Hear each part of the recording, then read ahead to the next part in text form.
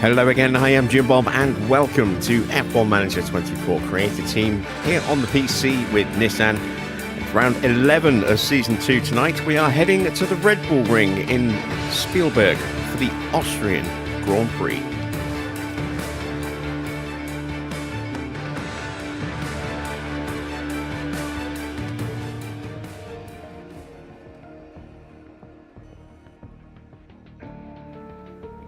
And we're coming off yet another fuel mistake, which cost me some money. Although we did still manage to luck a point with Teo.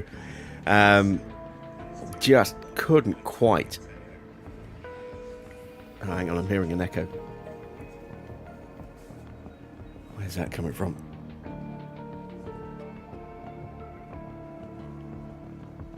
Weird. Don't hear it anymore. Okay,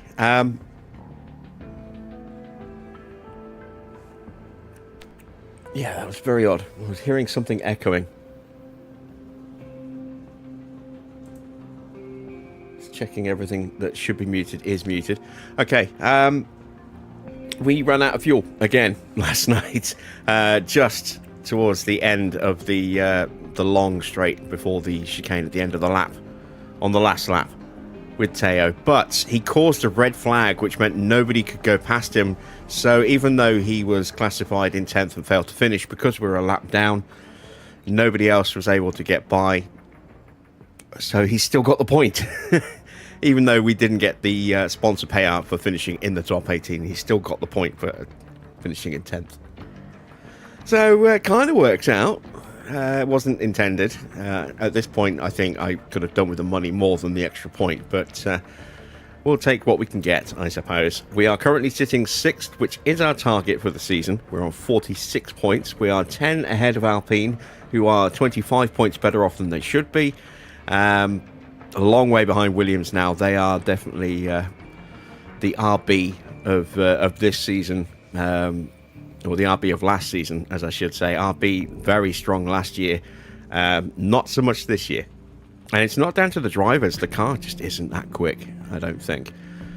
So maybe the drivers play a little part of that, but I think it's mainly just the car isn't as good this year as it was last season.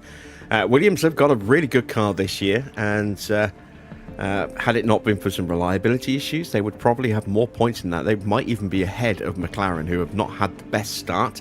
Mercedes have been pretty solid in 3rd, if unspectacular, and it is very, very close between Red Bull and Ferrari. Had it not been for those points that Alpine were gifted at Jeddah, Ferrari would actually be top of the constructors' standings, and it would be much closer, nearly neck and neck between these two. I'm not sure who would be ahead. I think Max might slightly be ahead, but it would be a lot closer than it is. As it is, it's a 27-point gap between Max and Lewis. Lewis is definitely on a roll at the moment. He's won the last 2 races in a row. Another DNF for Leclerc last night, taken out by Yuki Tsunoda at turn 1 on the first lap. Will we see a repeat tonight? This is another first corner where we could definitely see some action on the start of the race. Hopefully we don't get caught up in that. And let's get ourselves prepped and ready, shall we? We'll have a quick overview of the cars. You can see a lot of parts at medium risk and still a little bit short on some parts. So there's a lot that could potentially break after this race. The rear wing will definitely go. It's high risk, so it will die after this race. And then anything that's medium might go. And then we go to the other car. We've also got a medium rear wing and a medium side pod. So, yeah, parts are still not comfortable. We are making some more parts. Well, I say making some more parts. We're making another side pod. That's all the money we have right now. We've got a new suspension design ready to go into production in 4 days. Whether we'll be able to afford to put it into production in 4 days is another matter. And then we also have our underfloor research project finishing in 4 days as well. That is a holdover from the last ATR period. We've got a new one now, which we haven't started yet because we just haven't had the money. I don't know if we're going to have the money after this Grand Prix either. I think parts might be a bit more important, given that we are going straight to Silverstone the week later. I think, is it a triple header?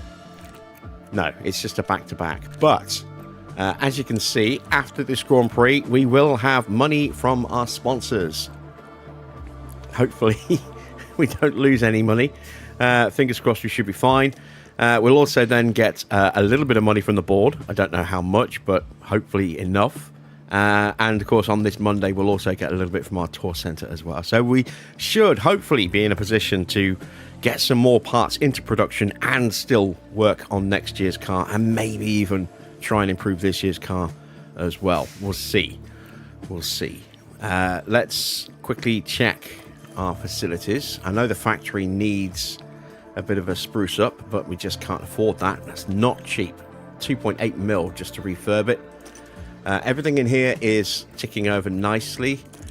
Boardroom could do with a little spruce up. It could also maybe do with an upgrade, because the board is starting to get a little bit fussy on results. And then everything here is okay at the moment. So we'll get 96, just under 97 grand on Monday from our tour centre when we come back from Austria. Added into the rest of our earnings over those couple of days. Let's check the driver stats. So mixed cornering is looking very good. Braking needs a little bit more work. Smoothness is still an issue for both drivers. It's their weakest, really. I'm not really too bothered about the overtaking at the moment. The smoothness is more of a concern because we don't have great tyre wear in the car. So poor tyre wear and a low smoothness rating is a recipe for poor strategy options. But pace-wise, they're looking pretty balanced. Control-wise, they're pretty similar. Pretty similar in the wet, although this is going to be a fully dry weekend for the first time in a while. No rain anywhere in the whole weekend. Glorious sunshine. Not even clouds. It's just going to be sunny the whole weekend. And then reactions, really strong for Teo, 90, 87 for Mick, that's also pretty strong. And then 87 accuracy, 84 accuracy, both of those important stats for pace as well, and both pretty good. So, yeah, we'll see how our drivers get on today. Let's get our targets set, 18th or higher for both, and off we go to Austria. Evening, Dino. Welcome along to the spectacular setting of Austria. The hills are alive with the roar of F1 cars as we arrive in Spielberg's stunning natural surroundings. Fans have already filled the nearby campsites, and it's going to be a busy weekend here at the Red Bull Ring. Red Bull have outscored their rivals to be at the top of the constructors' table right now. But as round 11 progresses, the fight for the championship is still underway. Let's get on with the weekend.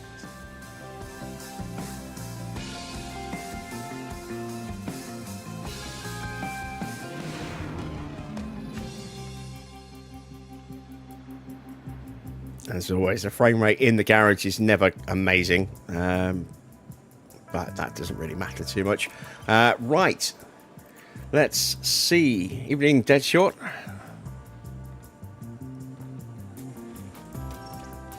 We do have a bit more F1 news to discuss once we get into practice. Let's just get the cars prepped and ready first of all.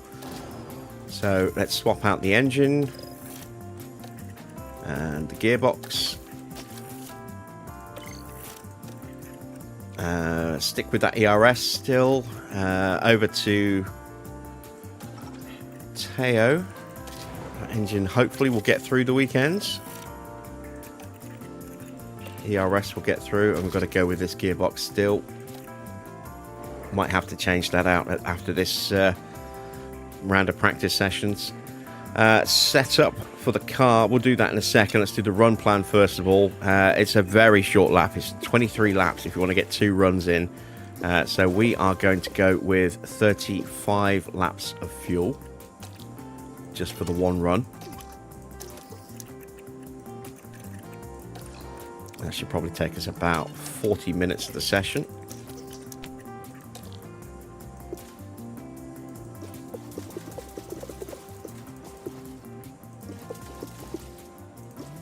There we go. And now we'll do our setups.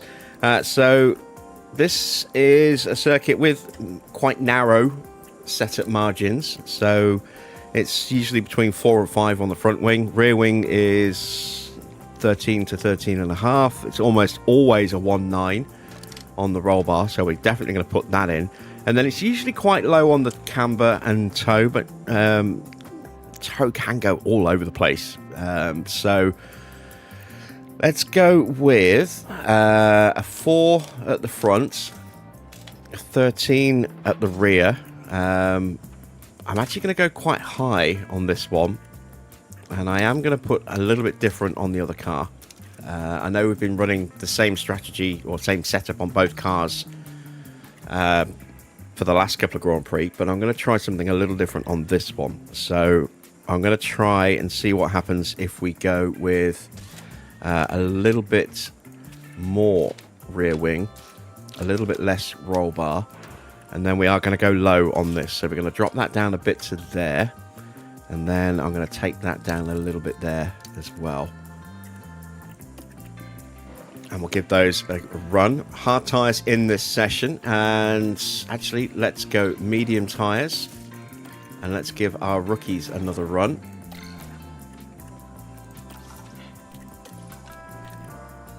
There we go.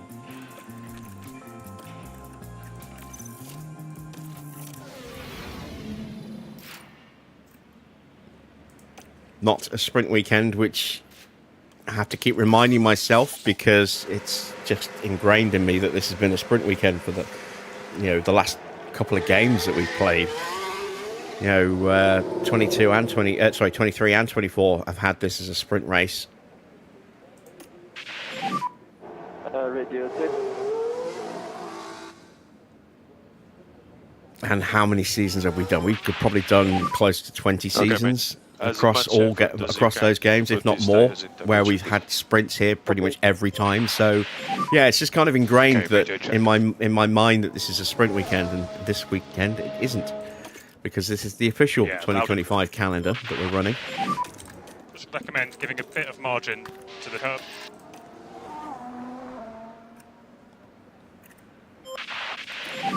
Let's just see if we get a little wobbly moment with the frame rates anywhere around on the lap. Managed on this outlap.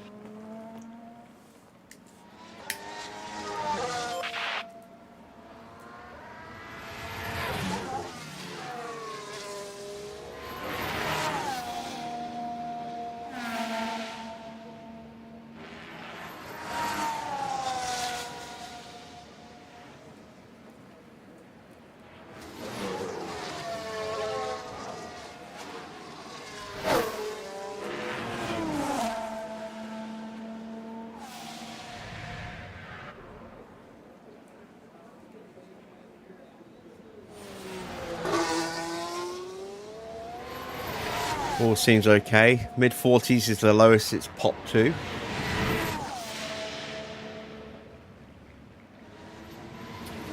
It's certainly a lot better than it was last night. That one cutscene, or that one camera angle, dropping us down into the 10s. Bizarrely. But yeah, everything looks good here. So let's speed them up. Let's take a look at the track, shall we? So, while they're running around, there is the track breakdown. Very important first 3 sets of downforce corners for us. Medium speed, low speed, and low speed, where our car is at its strongest. We are going to struggle in the second half of the lap, where it's high-speed corners. That's our weakest area on the car. As you can see, our high speed 16th and 17th, low and medium speed slap bang in the middle, so we might be a little worse off through the second half of the lap. We'll see how we get on. Once again, we've got some very long fast sections that might prove problematic for our lack of top speed, but hopefully we can stay in the DRS.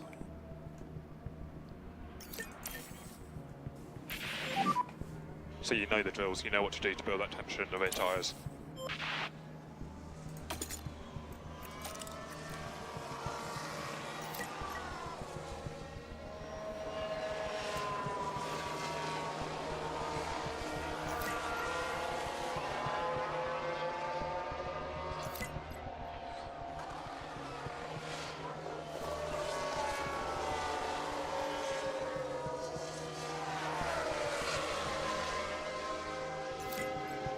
So we have a couple more contract situations to discuss.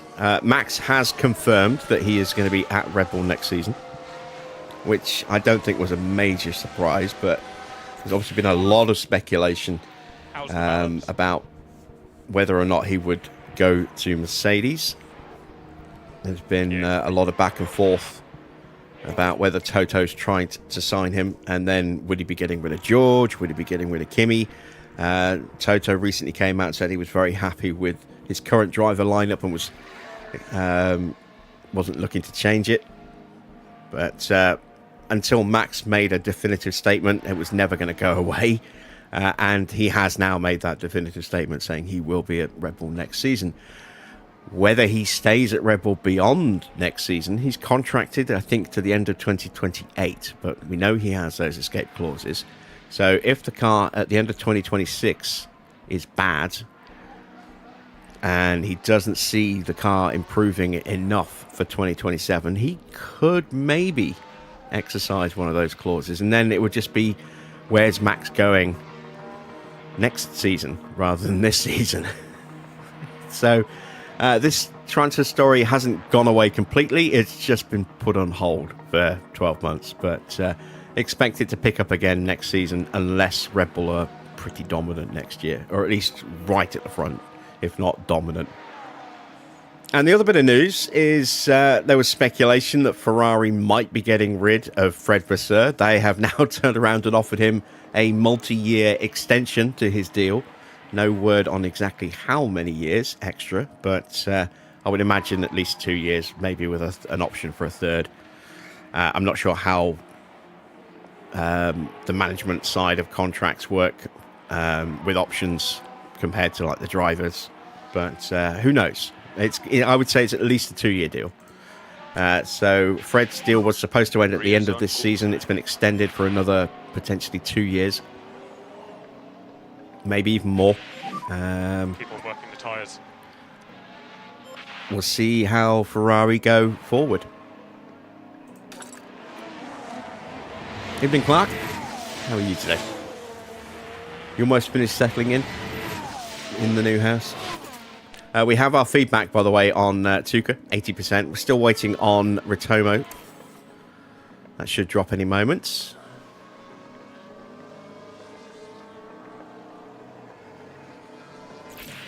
$83. It's not ideal.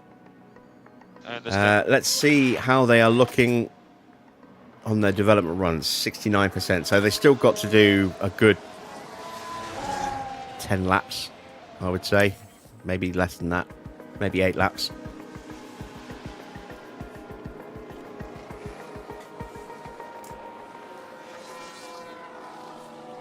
We have an issue for Albon.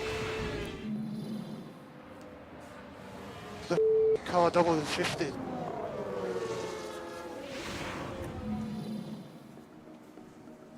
And that gearbox is now finally going to get replaced after this session.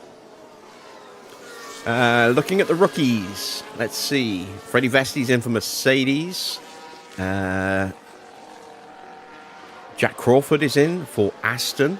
Pietro Fittipaldi is in for Haas. Dorian Pin is back in the car for Mercedes again after a recent run out a couple of races ago. I think the tyres were very Felipe cold. Drogovic also in for Aston. Kamara is back in again for Ferrari, and now I can't see because she's talking.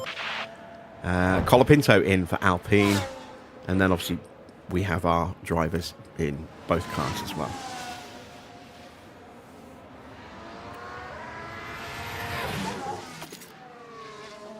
And there we go. Driver development runs are done. So rather than putting any unnecessary extra strain on the car, let's just get them in.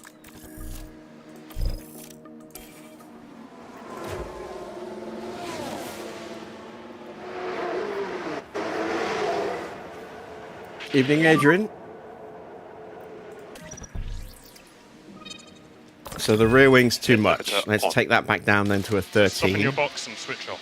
I'm going to push that down to a 4. Bring it back closer there. And then let's up this slightly. And let's go the other side with that. Bring that closer again. Let's try that. Let's see if that works.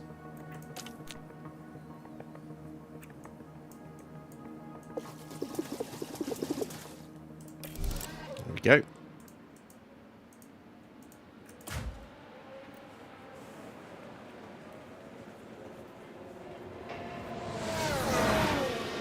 And here comes Tuka.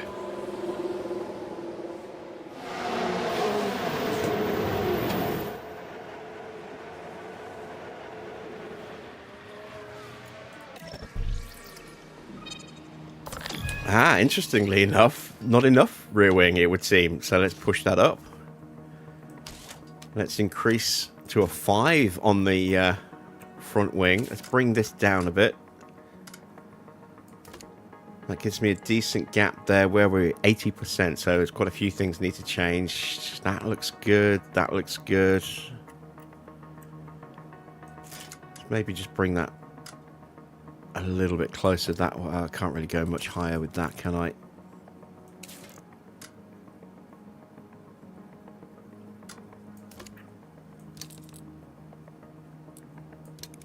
Yeah, let's try it. See how that works.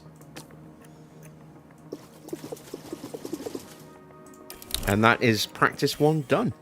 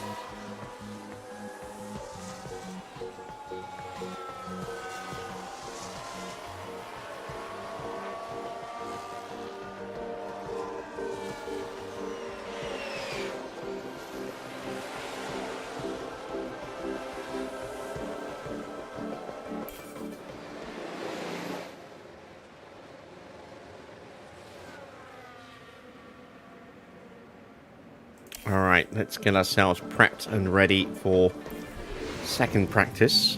We've made the changes to the setups already, so all we need to do is plop our drivers in, fuel the cars, and send them out. So now that we have our main drivers back, now we are going to go for those longer runs. I'm actually going to go with 40 laps of fuel because they've lost the session by giving up their seats for the juniors.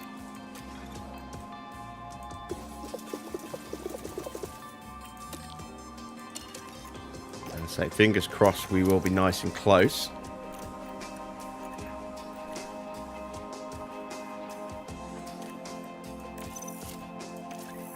With these setup changes that we've made.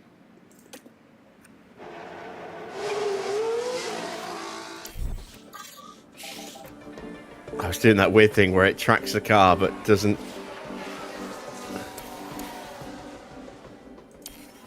There we go. Now we're back. Sometimes when you send the car out and you go time 16, it doesn't switch to external view, to that view. It sometimes just tries to track from the pit lane. It's quite funny when that happens. Sometimes you actually get quite an interesting viewing experience. Sometimes you just see nothing but the building until they get round again.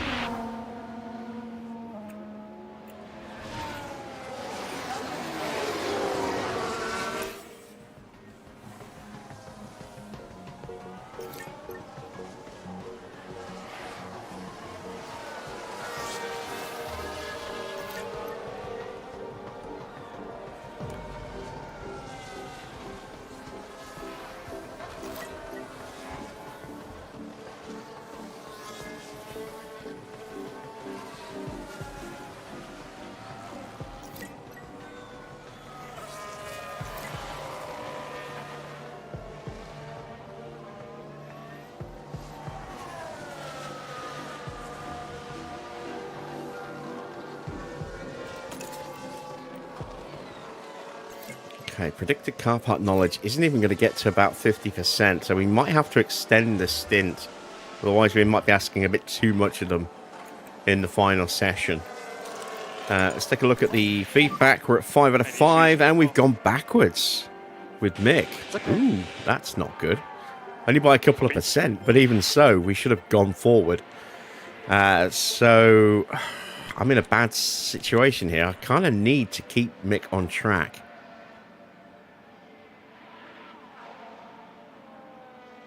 But I really want to call him in and make some changes.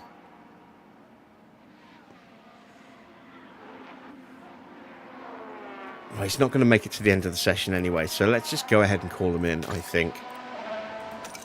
Make the changes, and then we can run him to the flag. It's going to be a little while yet before Teo gives us his full feedback. He's still only at 3 or 5.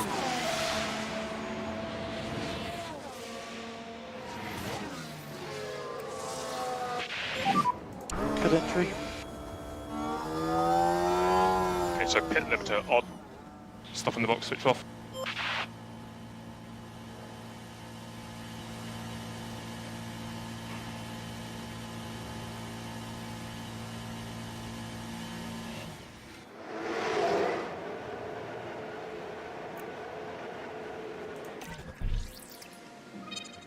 So we went the wrong way there, and that has also gone the wrong way. But now we know for definite that that's going to be a 2.8.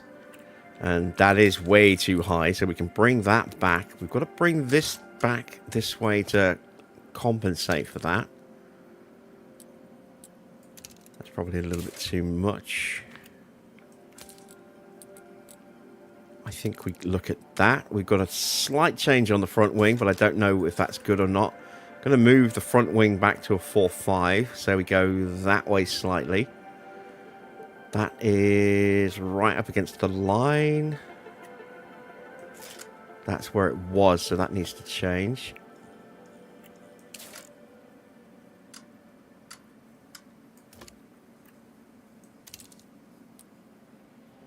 Let's try that.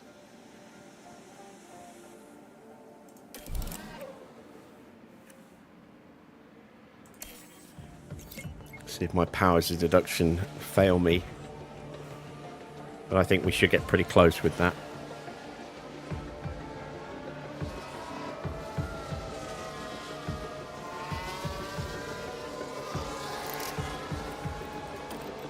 That's Mick out for the rest of the session now. We've got feedback from Porsche. We have improved a little bit. 90%. It's not as good as I would have liked, but it's good enough for him to stay out.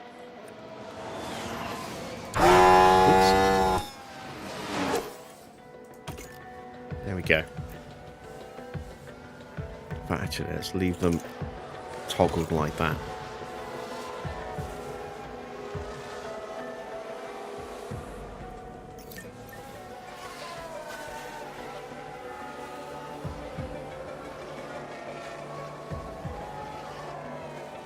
Again, it's only practice, but Mercedes looking a little pacey today.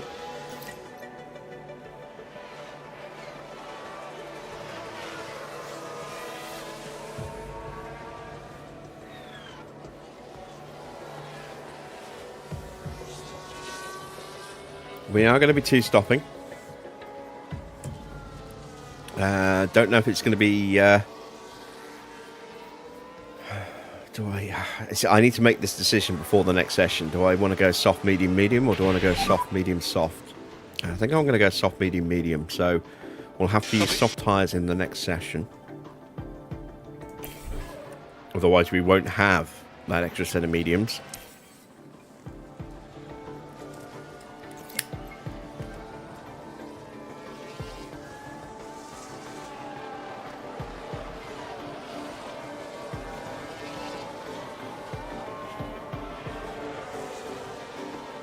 Alright, in comes Teo.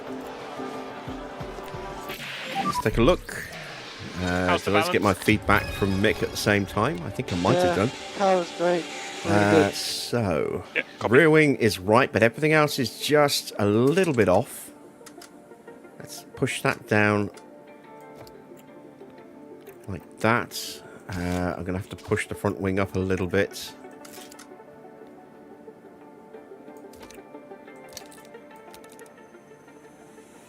How much do I need to find? 10%. That's not enough. That's not enough change to make that work. So let's go the other way. Let's go that way. Bring that back down.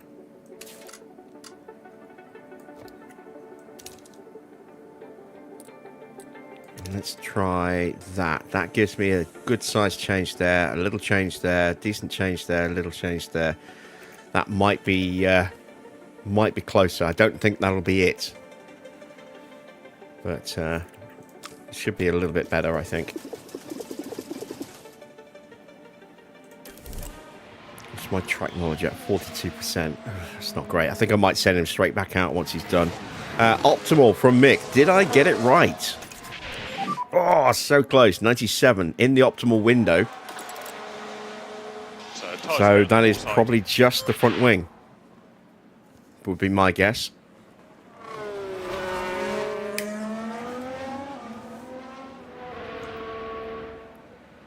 We'll have 4 things optimal and just one thing slightly off. It'll either be the front wing or the camber.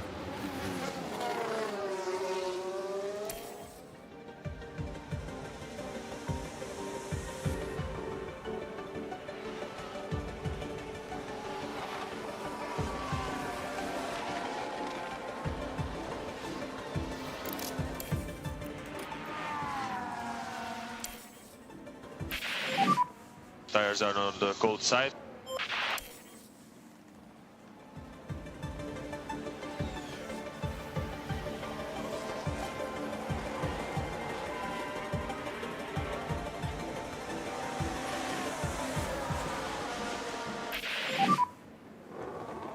Oh no! No, Mick! Damn it! Broken underfloor.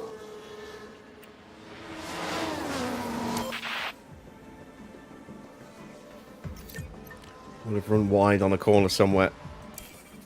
Doohan's had a spin as well. But here we are following the Alpine. Oh no, that's not how to do it. And not a good place to spin. Just unable to bring the car under control.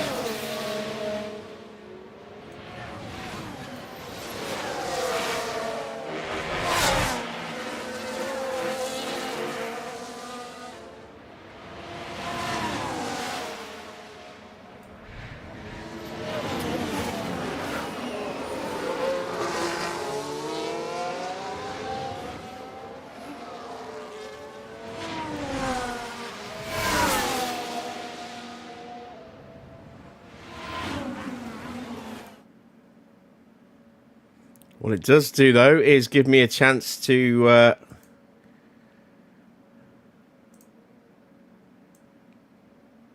show off the picture-in-picture replay.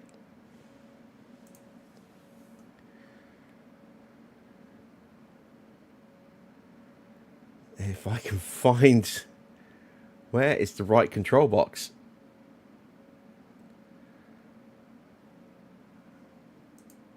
Ah, damn it. Clicked the wrong thing somewhere. Didn't mean to do that.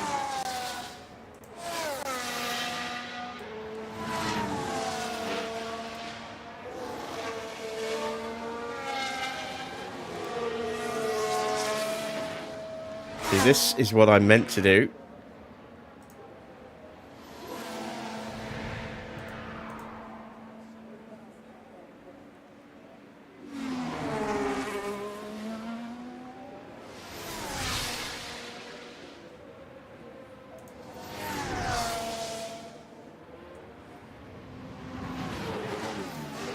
Need some practice.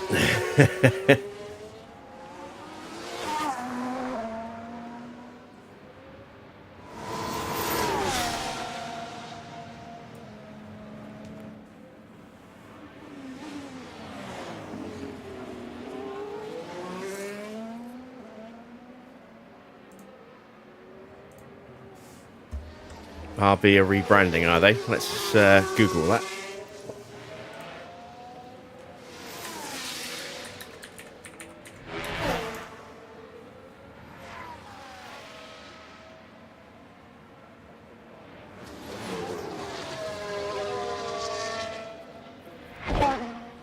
That's funny because I don't see anything about that.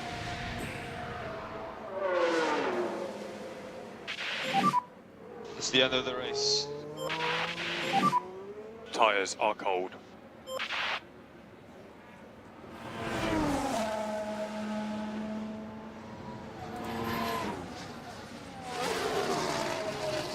Just interviews with Christian Horner.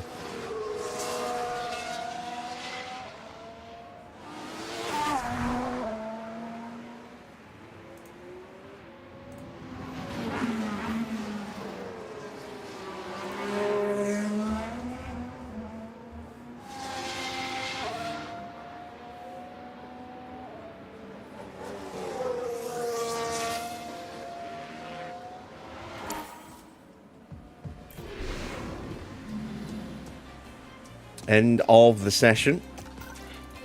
97% and unknown, but we were getting a head start on the next session, trying to get that track knowledge up. We got it up by 4% in that last little stint. And you can see Mick, having had that extended run with the higher gain curve, got himself up to 44, just behind when he was like way back when Porsche came back out. So that's worked out quite nicely. But they are both going to have to run relatively long again in this session, and we are missing that underfloor now. There goes my spare underfloor. Yet another spare part gone. Let's see what it is. Oh, okay. It's the toe.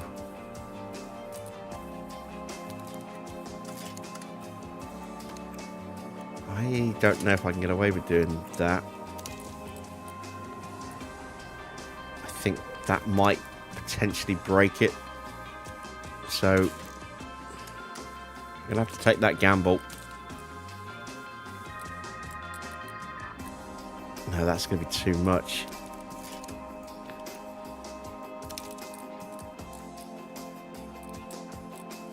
I'm just gonna go with 2 clicks and hope that that holds together.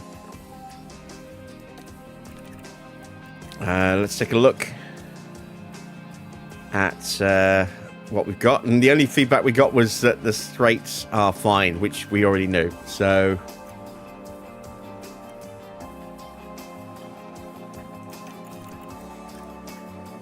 yeah, my guess is that Deadshot was asking if I was going to be rebranding the team in game. That would be my guess. I do have a mod to do that, but I don't know if I'm going to or not.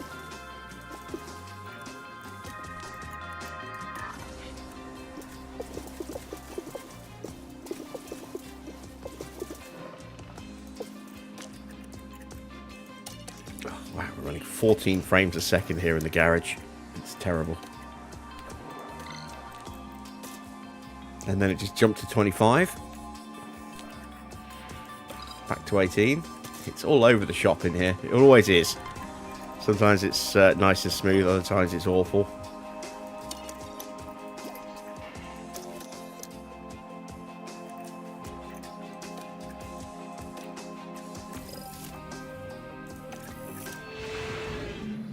But it's pretty smooth around the circuit, so that's fine. Let's send out Teo first.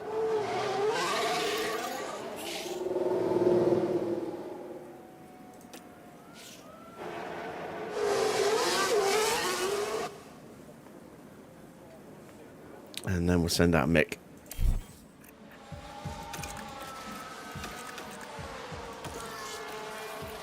Yeah, RB will be using the Red Bull Powertrains engine next season. And Porsche had their opportunity. And they wanted too much of the team, and Red Bull said no. And went with Ford instead, so... yeah, I don't think we'll see Porsche on the grid anytime soon.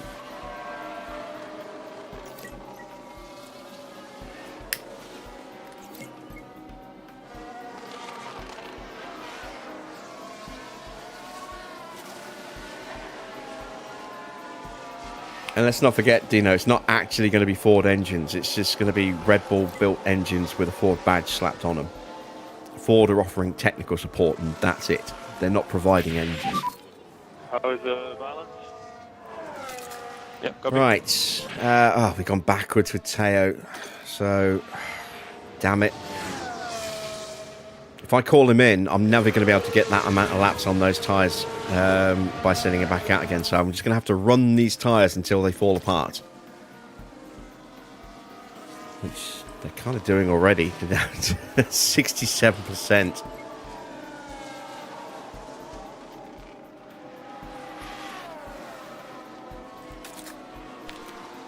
Come on, Mick, give me 100.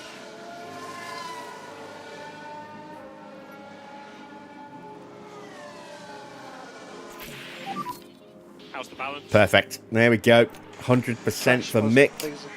Still need to find about 5%-ish.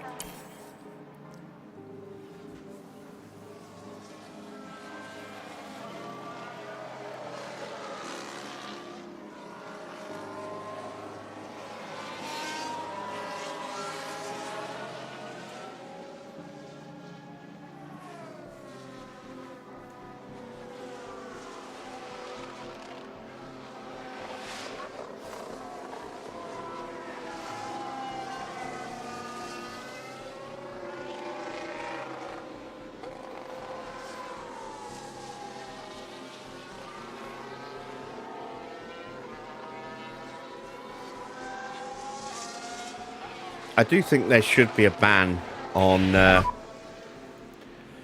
engine manufacturers providing their name to an engine that is clearly not theirs.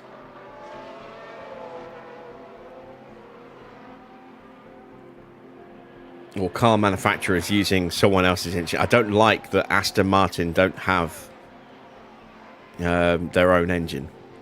It's just what it is, but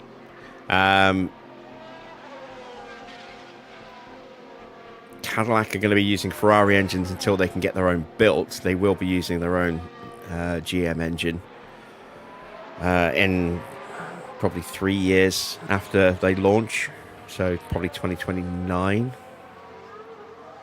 Red Bull have got their own engines now, but it's their engines, and yet they're going to be called Ford when Ford are not making those engines.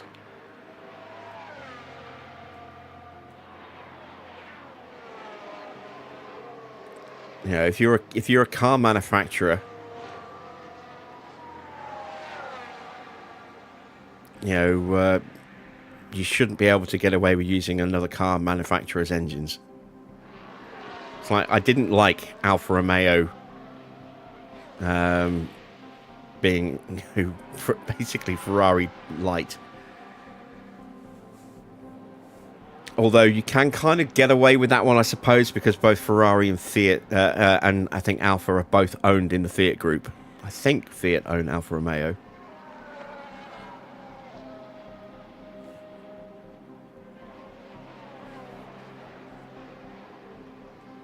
But I think if you're going to use someone else's engines, it should be as a customer team, as an independent team, like Williams, like Sauber, as Sauber. You know, you shouldn't be using, like Red Bull used Renault engines, but because of their big falling out, they got rebranded as Infinity, which is a Nissan subsidiary. It seems silly. But the problem is, though,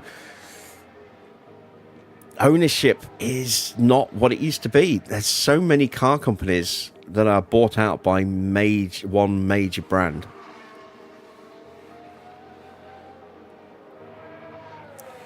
There's no real independence anymore in the engine games or in the car manufacturing games. They're all owned by a bigger corporate car.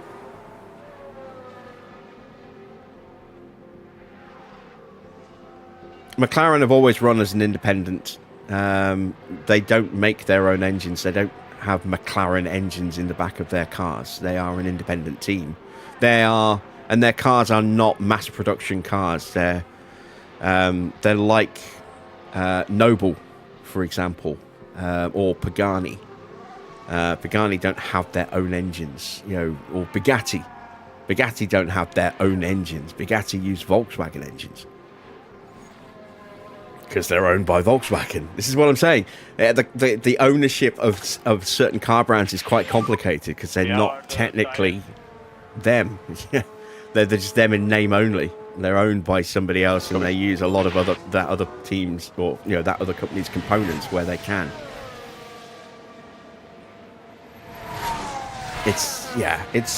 But in a purist sense, of a racing purist sense, Aston Martin should have engines that they use in their road cars.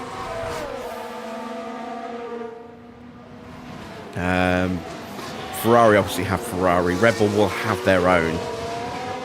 Haas, I think, really probably should have American engines as an American team. I don't like the idea of them buying as much of the car as they can from Ferrari. Okay, copy that. We've only got 2 real engine manufacturers. We will have a third one with Red Bull next season, but we've only really got 2 engine manufacturers left, and that's Mercedes and Ferrari. Well, no, technically Honda as well, but Aston Martin will be using Honda engines next year. They don't use Honda engines in their cars. Why are they using Honda engines in their F1 team? Well, technically it's not their F1 team. It's just, again, this is the other thing. Aston Martin, the owner of the actual brand of cars, Aston Martin, is pulling out and selling up their stake in Aston Martin F1, who will continue to race as Aston Martin F1 when Aston Martin, the car manufacturer, has no ties to them. It was like Lotus being on the grid when it was Renault. It was Renault, but they were called Lotus, with no stake at all, no tie to Lotus. Because the actual Lotus team was the independent team that then got rebranded to Caterham. I hate that you get this complete, utter fucking confusion over who owns what and what team is actually owned by what, and is Aston Martin actually Aston Martin when there's no actual Aston Martin ownership. It's stupid. I hate it, and I wish it didn't exist. Rant over. Got a little carried away there.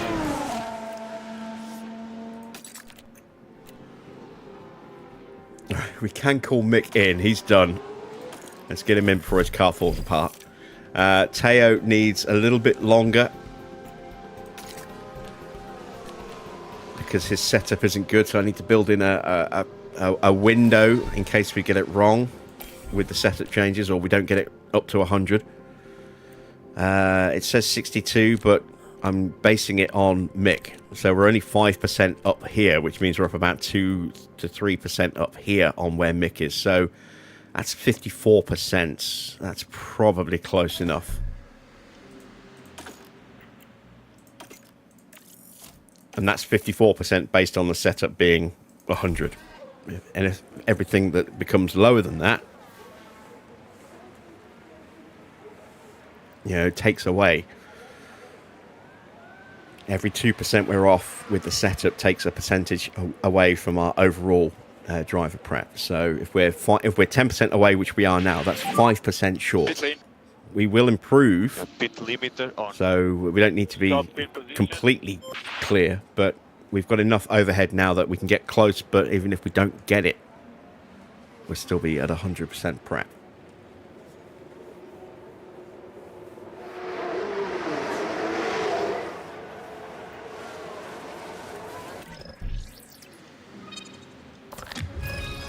Oh, they were rebranded as Tag Heuer as well. They were branded as Infinity engines at one point.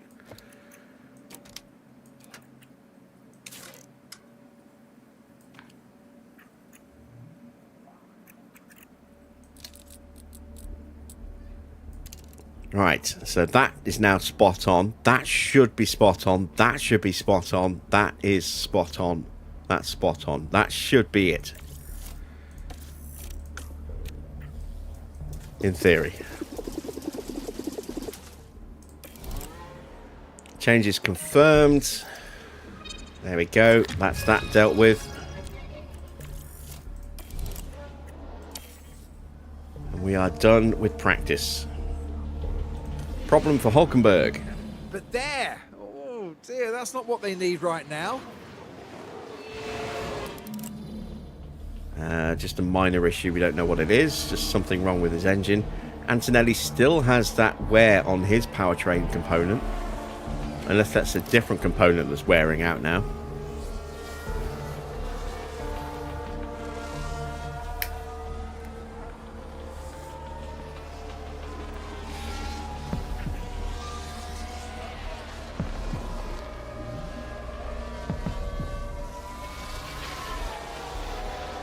What's my racing team on F1 Manager 24? I'm racing as Nissan.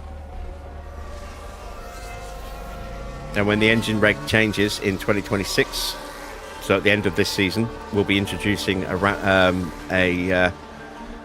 new engine into the list that will be powered by Nissan engines. I've got to see if I can figure out exactly how to make that work with costs and everything and power levels.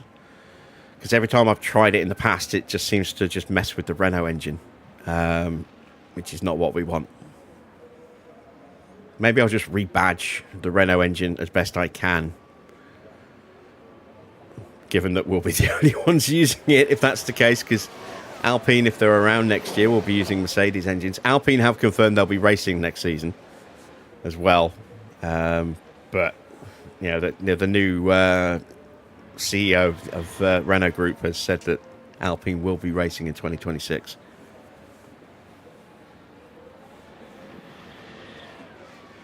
So they haven't found a buyer yet then.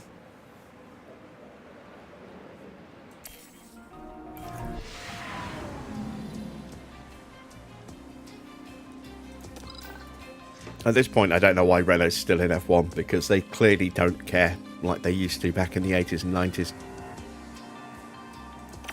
Even the 2000s.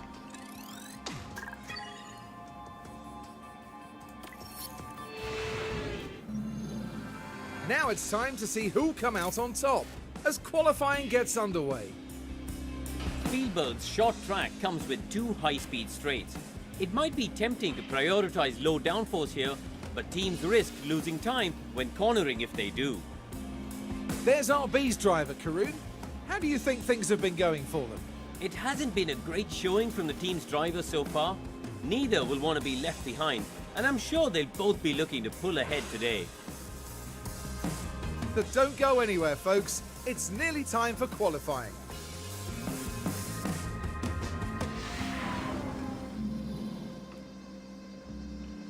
All right, got to put some good bits on the car. Well, better bits, if not great bits. Yes, we can still get away with that engine here, I think, but we will need to change it for Silverstone, I think. That ARS should be fine. Should being the operative word there. Engine-wise, we're fine with the 68 for Teo. ERS is going to need to come out. And we need to switch the gearbox now. There we go. So, cars are prepped. We are ready. Qualifying. Get away from all the slowdown there. Qualifying is next.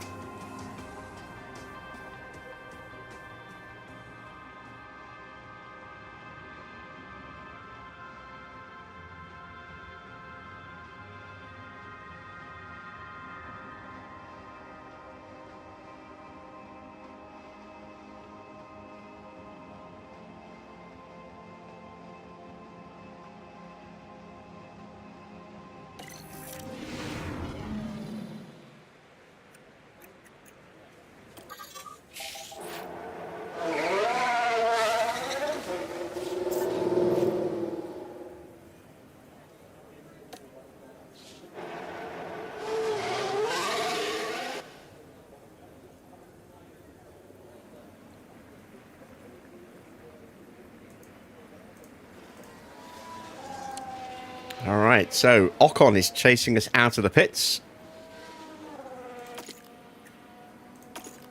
This is another track where hold-ups can be extremely costly, especially with it being such a short lap.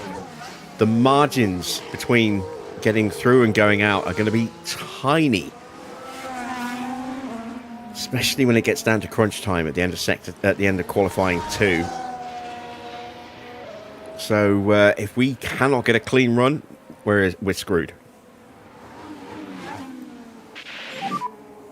Nice bit of Fiat here.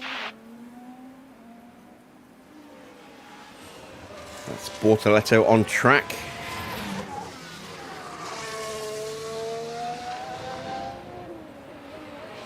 Nobody else move yet. Nobody else yet. Don't come out the pits yet. I'm almost through. Push lap now. Alright, so Porsche's fine. So no immediate threats. Just have recharge off. And now Mick should be fine as well.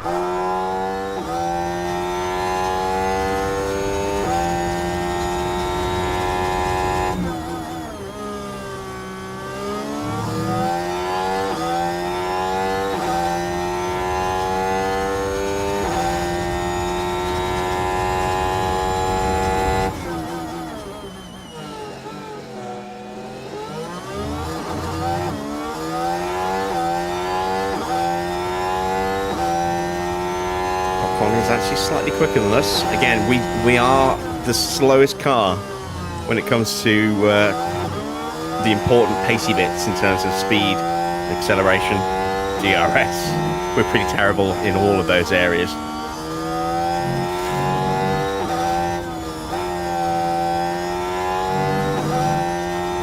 But we're pretty handy through the corners. At least I thought we were. Ocon is flying compared to us.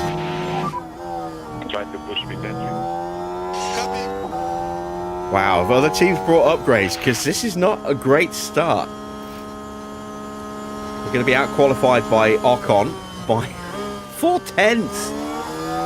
6 tenths for Porsche. Bortoletto is going quicker than us at the moment as well.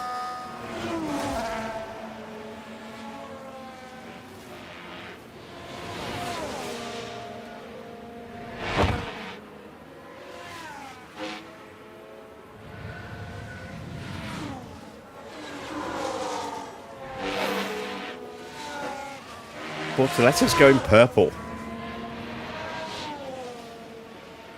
Bortoletto goes top by 3 more tenths. Wow. Okay.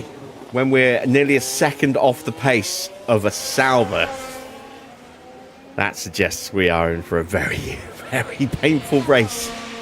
Evening, Mr. Jones. Yeah, that is a big margin. They were clean laps as well. That's the annoying thing. Wasn't like we got held up anywhere. I don't think we gave a slipstream to Ocon. I don't think he was close enough for that.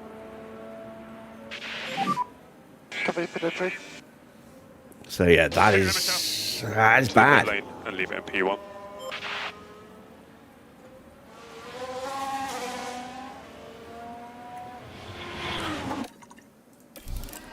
I'm gonna have to prep and go straight back out again.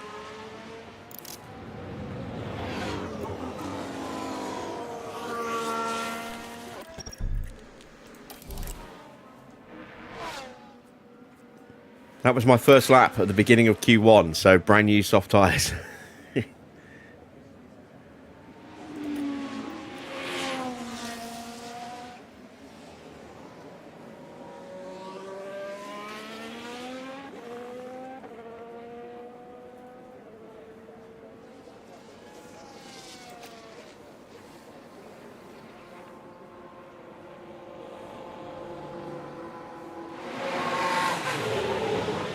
Session's been going for 5 minutes, so we've only had 4 cars on the track.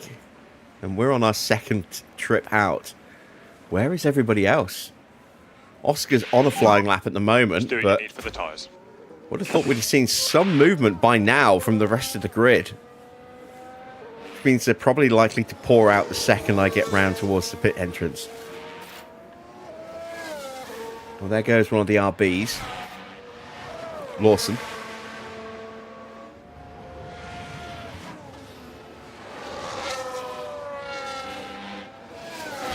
I think this is going to be slower than Bortoletto. It is. Just. He pulled it back with a mighty final sector, but... Wow. And here comes the traffic. So we've got Antonelli, we've got Hamilton, Leclerc now leaving the garage, we've got Verstappen, and we've also got Doohan coming out now. Got a good gap in front. We'll go for the next push lap. Right, so we get through turn 1. There is Verstappen.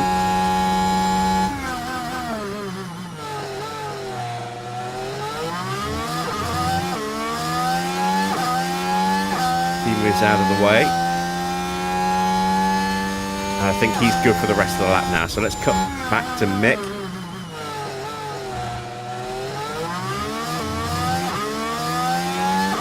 I think I'll clear Max. No, not Max, sorry. I think I'll clear one of these two. There we go. Let's do it. Mick's still complaining about being blocked, even though I don't think he really was. Hasn't improved in the first sector. Now he's getting blocked.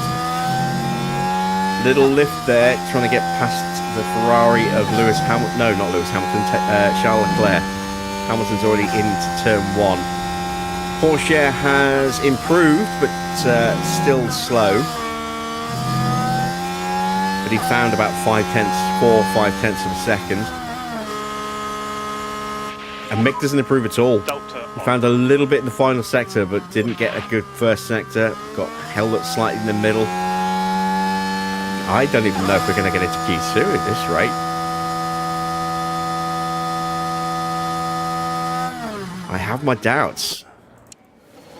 I did say that this is a circuit that is absolutely dominated by the tiniest of margins in qualifying, and I'm not seeing any real encouraging signs that even if we do get into Q2, we're going to do much.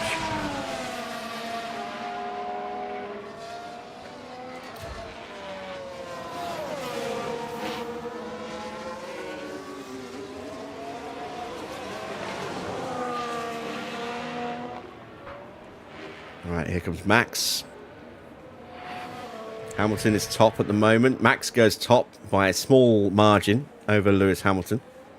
He went purple in every sector and it was only 41 thousandths of a second. Leclerc, 8 tenths off. Wow, that's slow for Leclerc. We're now over a second away again. Doohan's quicker than us. Mick's still 4 tenths down on Doohan. The only car we are quicker than at the moment is Liam Lawson, who I think got blocked. Hit limiter on. Stop in the box and switch off. I'm really genuinely concerned about our potential pace this weekend. We're going to go for one more run on these tyres, and we'll see if we can get a slipstream out of them. There's Mick back in the garage. It's one good thing about it being such a short lap is that you can make 4 runs in your first session.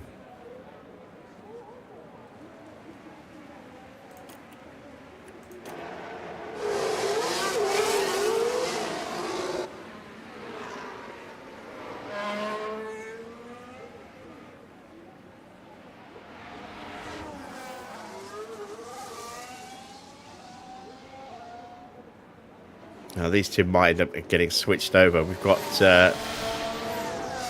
Isaac Kajar coming through.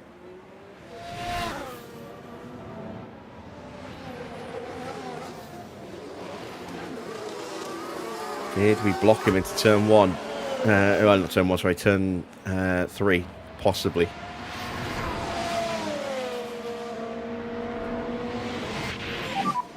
This is a good position for us. That's Hulkenberg behind, so we haven't got any pressure from him. And everyone else is far enough back that I don't think they will be a factor. So let's tell Mick not to fight and get the toe. Oh, wrong button. There we go.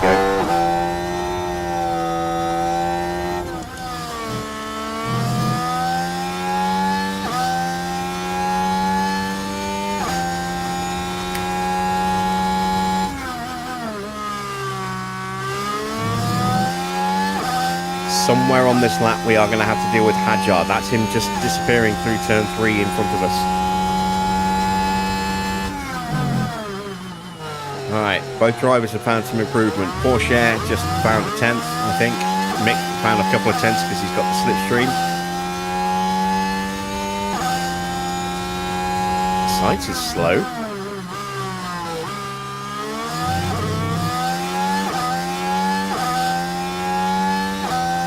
There's Isaac.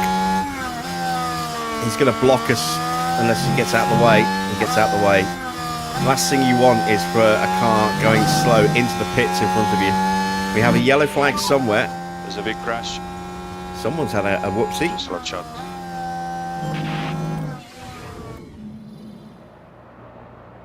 Oh, it's Sainz. Oh, locking up into the back of Alonso. So unlucky. I think it was Alonso. Yes, it was Alonso. And clearly then, not what everyone in the garage would have wanted to see.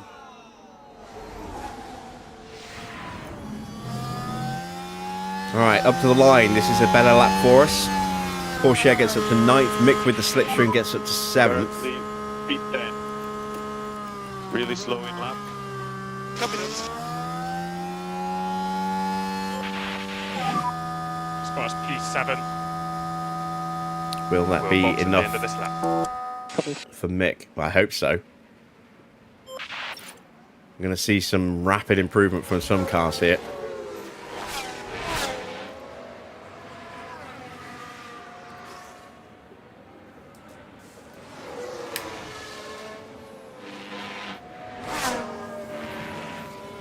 Racing incident, no penalties given.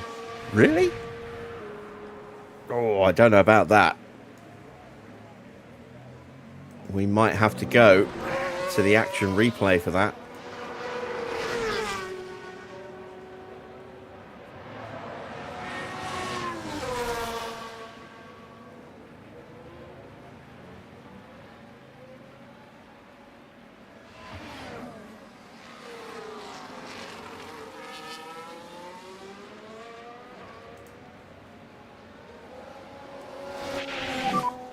Pit lane. Pit limiter on. Stop pit position.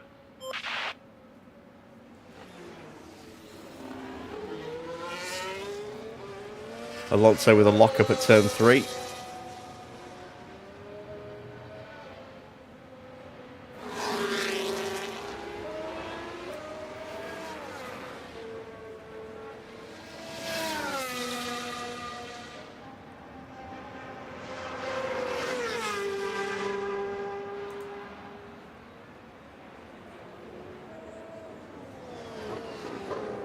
Here's another look at this lock-up here from Carlos Sainz. How did he not get a penalty for that? How? That makes no sense.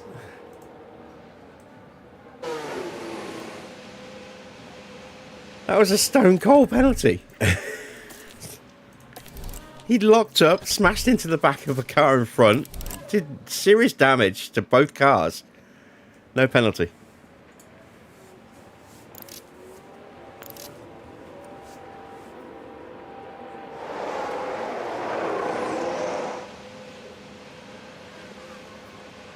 Makes no sense.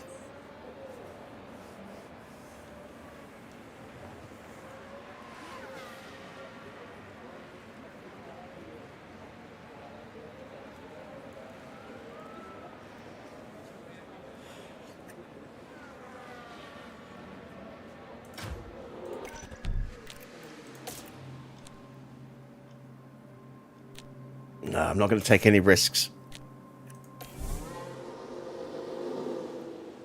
I thought about trying to get us just a slipstream and go on scrubs, but Porsche is not safe. Mick is. Pretty confident of that. We'll go out behind Stroll. Might be a risk in itself. We've got George coming out behind us. Here's Ollie Behrman.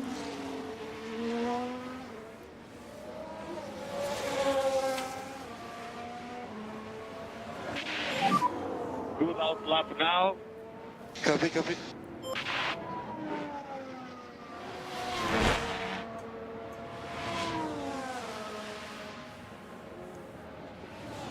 And a lot of activity around the exit of the pits. Across the line, and Behrman goes 6th.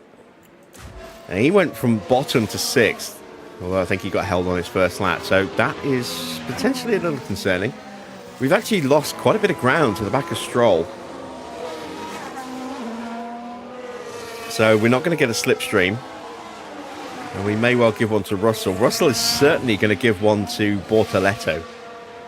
Bortoleto tucked up right behind him. Not that he needs it. I think Bortoleto is safe. And they're still piling out the pits.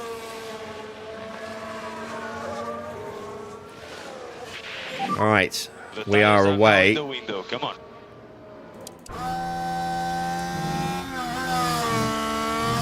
Bortoletto's right up the backside of George there. I don't think George is close enough to get a tow from us. That's a McLaren in front. That is Oscar Piastri, I think. No, I think it's Norris. It's Norris. Piastri is on the run to turn 4 at the moment, but he's on an in-lap as well. 16.3, that's a decent first sector. Bortoletto gets a nice first sector, quicker than George, as you would expect.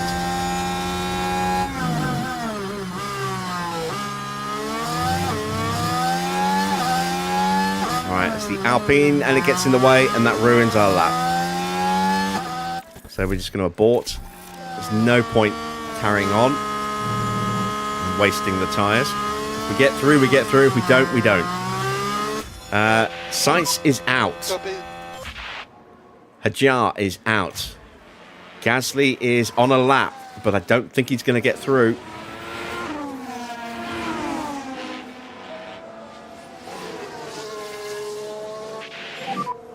Pit lane. Russell is out. Limiter on. Wow. George Russell is out. He must have got held up same as we did. Or maybe we held him up. But George Russell out in 22nd. Lawson on a lap. So Gasly's out, Russell is out, Hadjar is out, Sainz is out, Doohan is out. We are safe as long as Alonso doesn't go through, it doesn't improve. And based on his first sector, he's not going through. Does he still have a hole in his rear wing? No, he doesn't.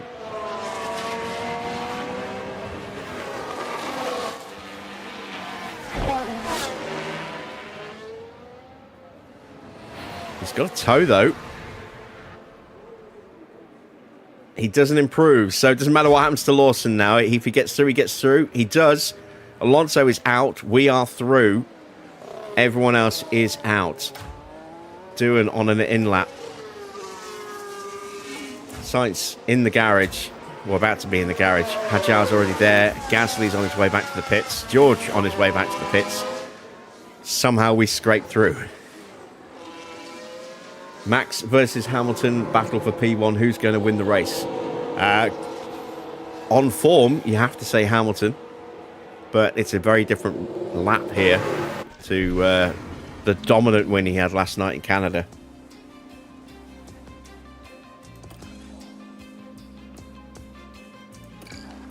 Much harder to break away on this circuit than stay ahead. It's so easy to get caught and stay in a train. Right, into Q2. We'll use the scrubs.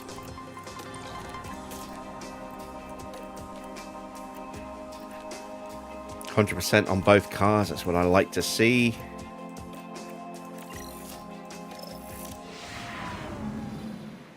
Send out Teo first. Put a little bit of clean air between them. Just so we can try and gauge the pace difference between them. Remember, work well the brakes like we said. Copy.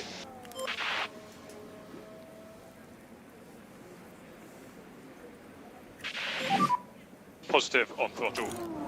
Copy. Max coming out very early, and Sonoda coming out right behind him. Red Bull going for the slipstream.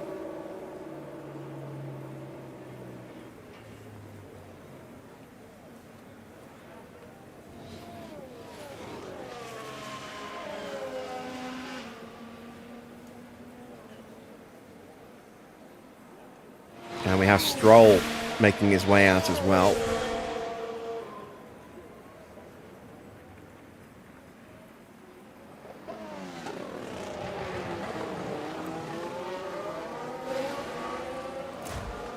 Right, Teo starts to push. Okay. Go, go, go. He will have a nice clear lap, albeit on very worn tyres. So straight out. Let's go. Mixed tyres also in pretty rough shape. He will also get a clean lap. So it's down to the pace that they have. Will it be good? Will it be bad?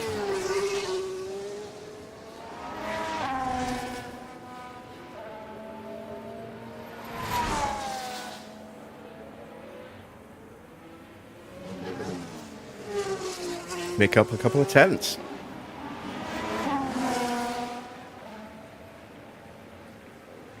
But crucially, they've both gone purple in the first sector. So they're both getting a nice big boost from that. Porsche purple in the middle. If Mick continues to be a little bit quicker on this lap, which I'm hoping he will. He is. That means Porsche will go purple across the line and go up to peak confidence, and then Mick will go purple when he crosses the line and go into peak confidence as well. Very, very slow in. Copy.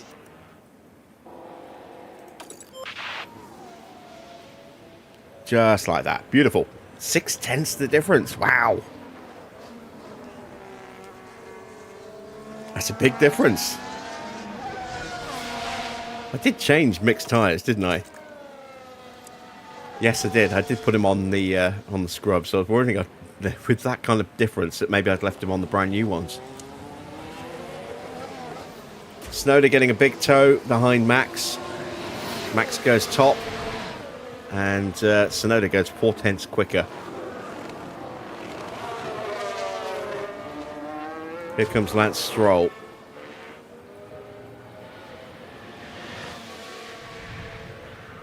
And Stroll is in between our two drivers.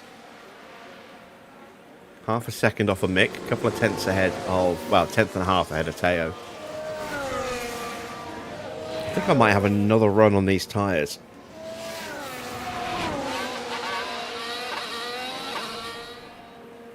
I don't know. I don't know if I want to take that risk. Lawson looking a bit punchy in the first sector.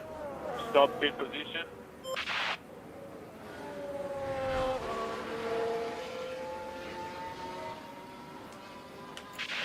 And now Ocon looking pretty quick as well. Pit limiter on. Stop in the box, switch off.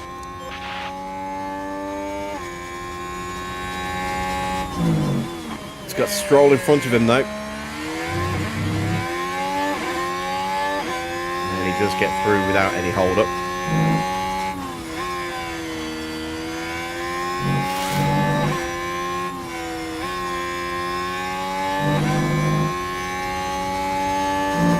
Wilson across the line. Goes second. Quicker than Verstappen. Wow.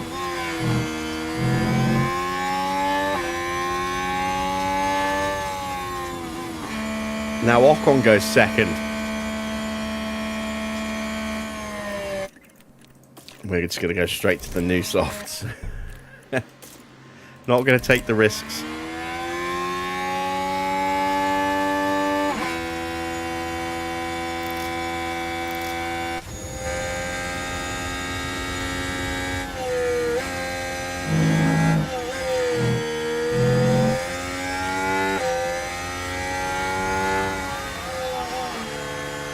Norris, P5, only 2 thousandths quicker than Max.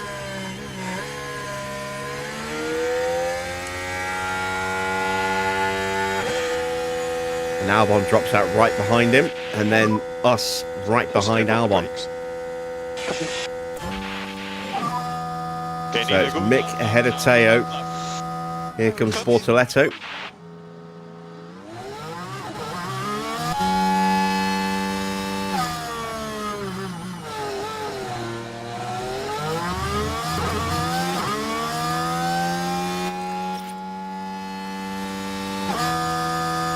Bortoletto, because of that little bit of slipstreaming he got into turn 3, is purple in the first sector. It's such a short sector as well that it really is the finest of margins to get the quickest first sector. Pretty sure the Ferraris will probably take it away from him. Leclerc starts his flying lap.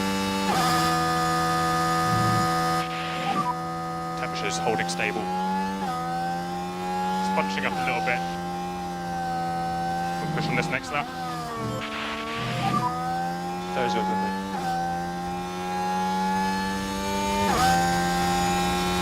Right, we've got Antonelli on the run up to turn 3. Hopefully he doesn't get in the way. He might do. Pulls over to let Albon through, and then Mick. Teo gets through as well. Mick purple in the first sector now, thanks to the slipstream on the back of Albon.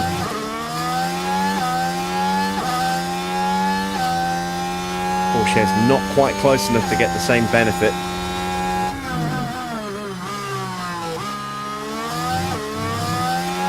Coming up to the back of Hulkenberg. No, Bortoletto. He might be in the way. All three of us managed to negotiate without being held up there.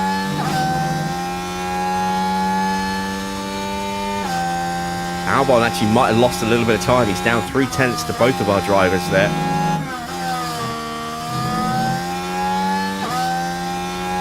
Mick goes second. Porsche up to 5th.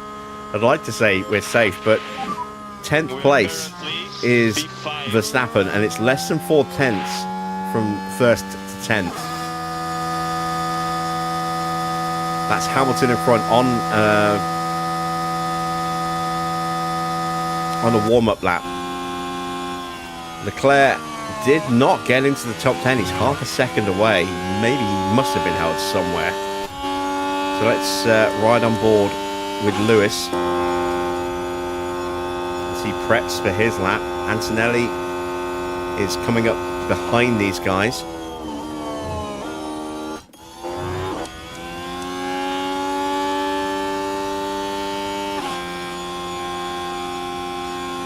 Oh, this is not a good spot for Kimi to encounter this much traffic.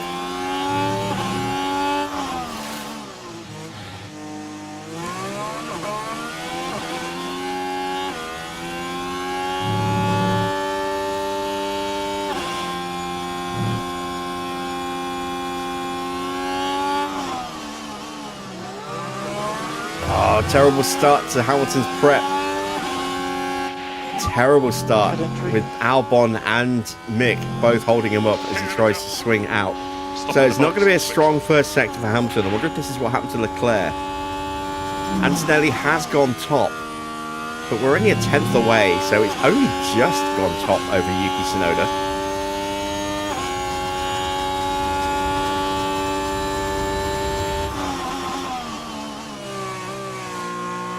Norris now 10th, Max in the drop zone. Hamilton purple in the first sector, which, considering how bad a run he got through turns 9 and 10, is pretty ominous.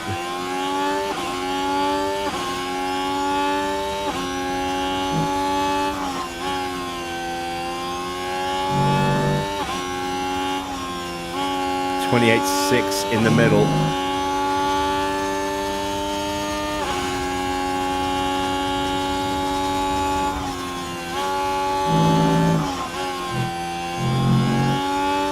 Driving to the line. Hamilton's going top here. How much by?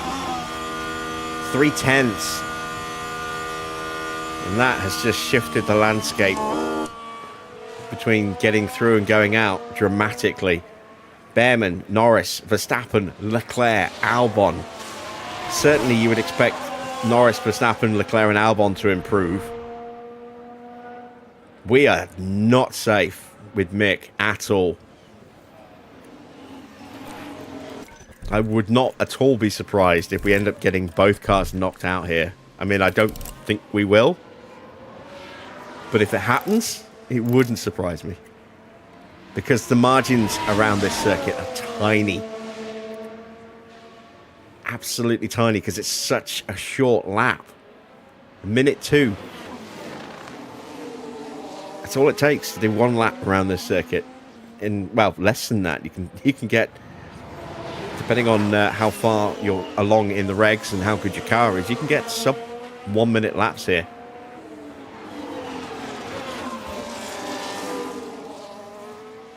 Yuki Tsunoda improves to P2 to just 17 thousandths behind Hamilton. Hulkenberg is less than half a second away from Hamilton's time, but the gap from 3rd to 10th is less than 2 tenths.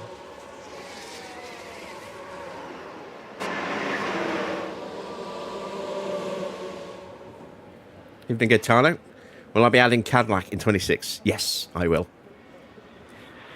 Just not quite sure which team will be being replaced.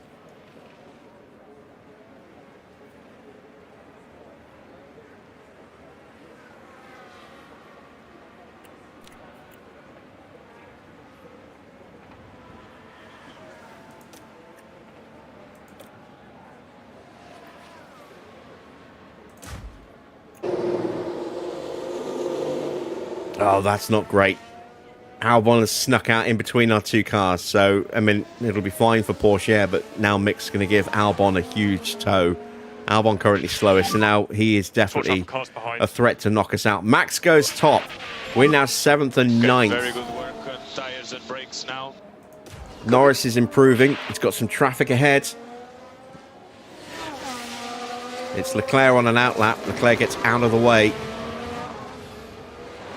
There's a McLaren there as well. Not McLaren, sorry, a Mercedes and an Aston. So that'll be Stroll, and Stroll's on his way back to the pits. So Stroll's done. Stroll is out. Nice bit. Which Mercedes was it? I think it was Antonelli. Evening, Edward. Yeah, probably Alpine. I don't know, though.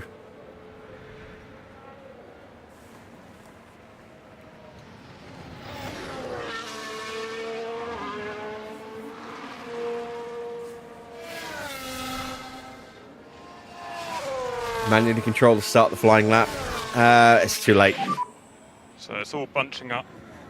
Porsche's not even close enough to get that tow because someone came through and displaced us. Let's go, come on, eyes forward.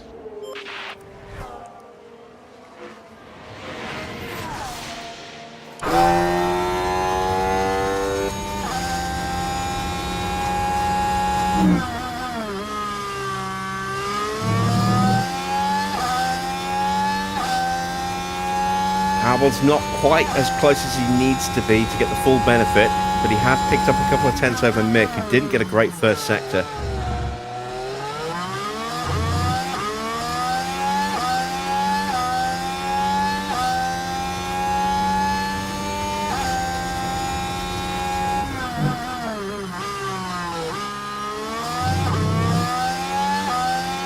I think Porsche might be quicker than Albon here in the middle.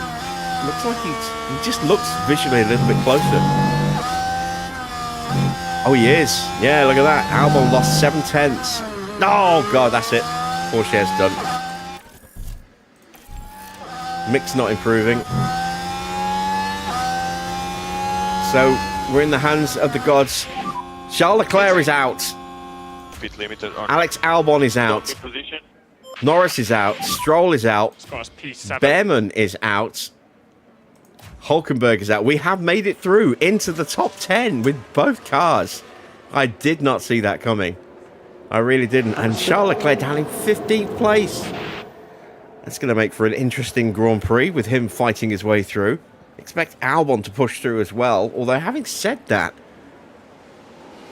Sainz had damage when he punted Alonso out, and then didn't get a penalty for it. But we have made it through to the top 10 shootout. That is awesome.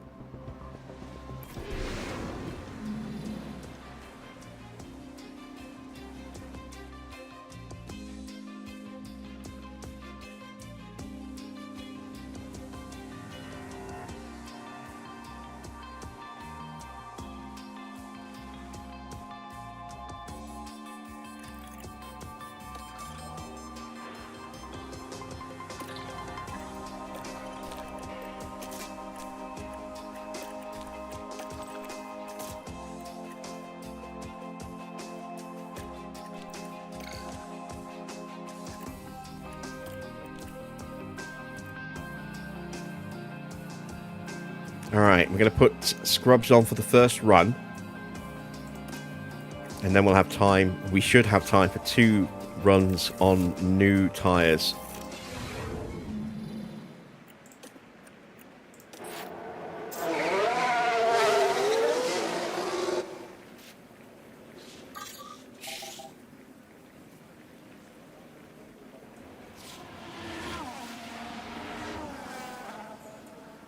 Let's build that confidence level up before we put the new tyres on. The manager out there. Copy.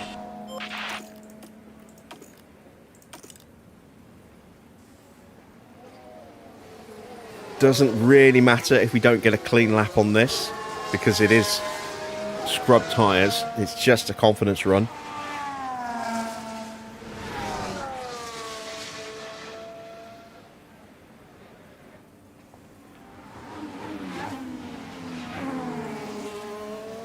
But it would be nice to get a clean lap.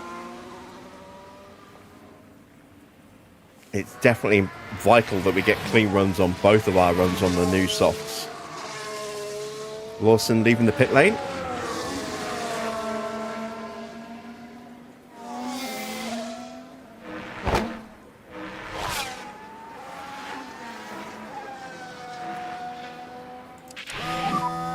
Go, go.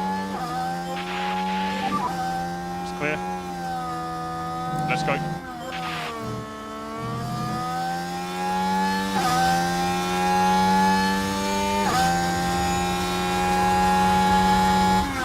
Bortoletto fires up. And so does Max. Neither are going to impact our lap. Somewhere ahead of us is Liam Lawson. Evening, Victor.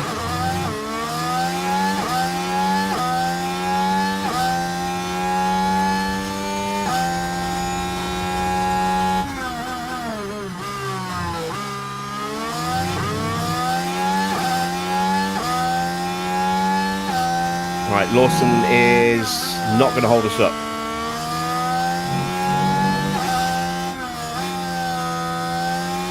He's now pushing.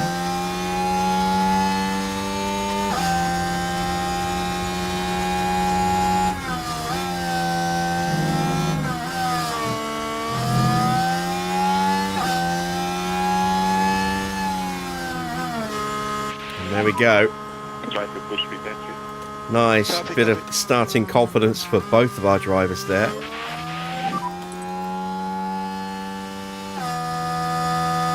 We're boxing at the end of this lap. Copy.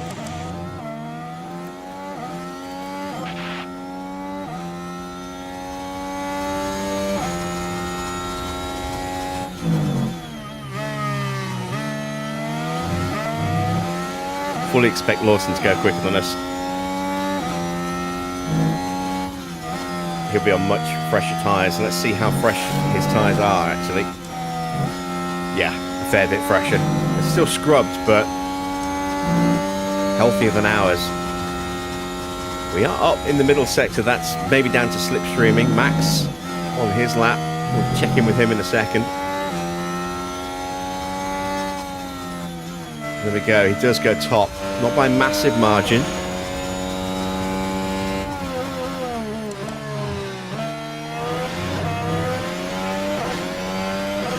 McLaren of Piastri gets out of the way. Bortoletto purple in the middle sector. Pit limiter on. Stop pit position.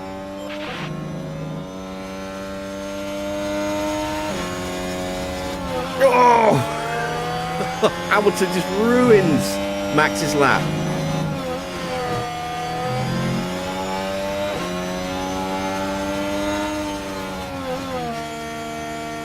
Wow! That just ruined Max's lap entirely.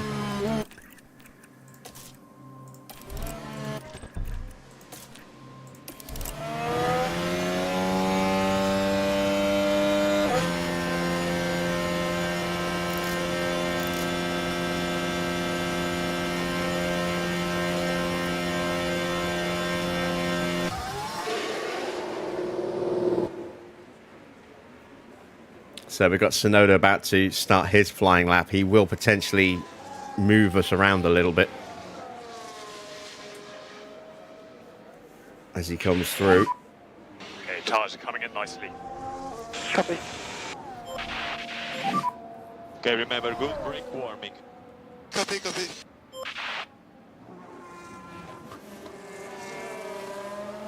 And Hamilton's absolutely flying, and he's got a completely unopposed end of his lap. So this is going to be the pace setter.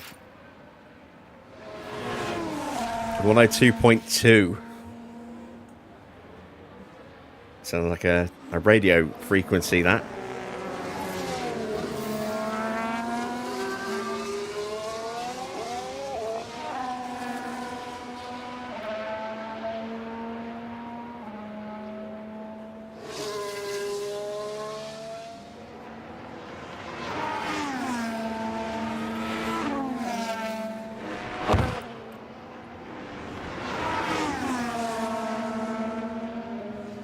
Right, looks like we are going to get a clean There's no threat. prep.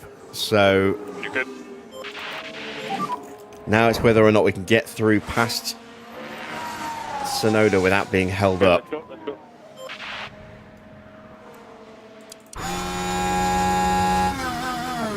Ocon is lurking behind, but he's just finished a lap. He's gone P6. First lap on brand new tyres. We're not quite close enough to get the full slipstream benefit here. Mick had the slipstream last time round, so he might not actually improve this time. He certainly hasn't in the first sector. Should do in the middle and final sectors. Doesn't mean he will. Antonelli goes 7th, 7 thousandths ahead of Mick. There's Tsunoda. Stays out of the way. No improvement for Porsche, but Mick found a little bit of time in the middle. It's all down to the final sector.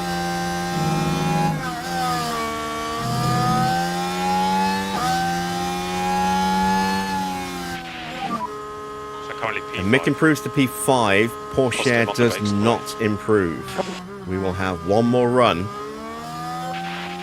to see if we can Okay, get so any we have better. P9 on It's a track. big gap. This is where it gets tight from third down.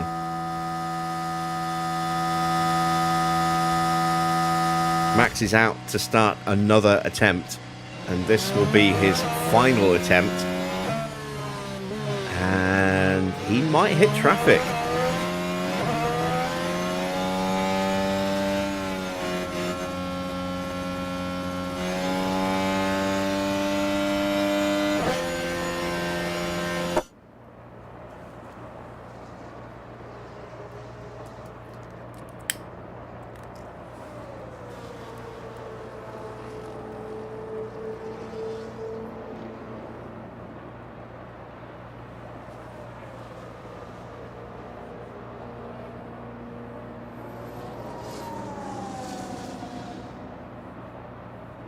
Lawson back out for another attempt as well. Copy, pit entry. Okay, so pit limiter on. Time Stop for in us the box. to recharge and refuel, ready for our final attempt.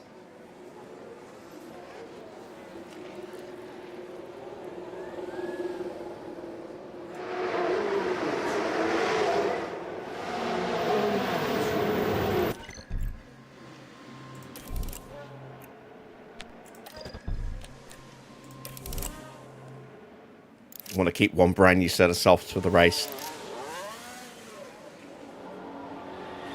Out goes Ocon.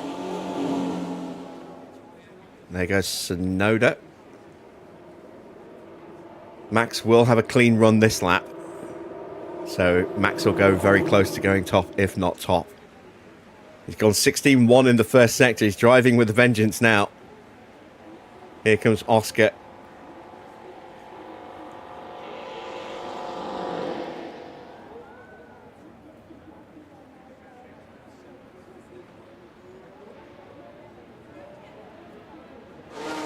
And out to start his flying lap now is Lawson. Bortoletto leaves the garage.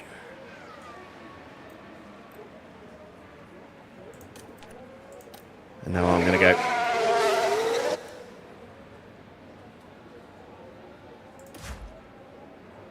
Got the Ferrari behind as well. Here's Max coming up to the line. It's good enough for P2. Just missing out by 65 thousandths of a second to Lewis Hamilton. Big work on with some diabolical blocking. Speaking of the devil, there is Hamilton. Now, this could be interesting. Max could block Hamilton here at the start of his flying lap.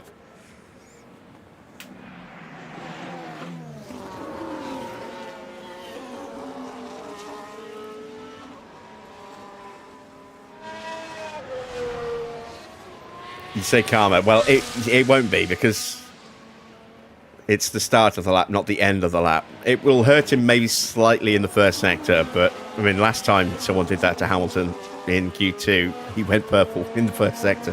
So we'll see.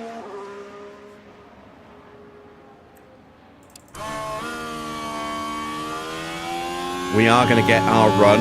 Are we close enough? Yes, we are. No, just about to get the slipstream. Okay, let's go for this next lap. Will Hamilton get held up here? Go, go, go, I go. think he's far enough behind. Max will peel into the pits and not hold him up. Yeah, uncontested.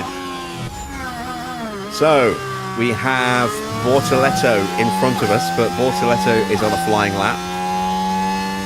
No issues there. We've got Lawson going through, or coming out of turn 4 through 5 now. He shouldn't be in the way, but might possibly get in the way. It's more of a threat to Bortoletto than us. Hamilton's gone purple in the first sector again. Mick hasn't improved, but Porsche has found a little bit in the first. This is where he needs to find a bit more. I'd be amazed if Mick does actually manage to improve this time here. It's all about whether we can improve Porsche. He has found a bit in the middle as well.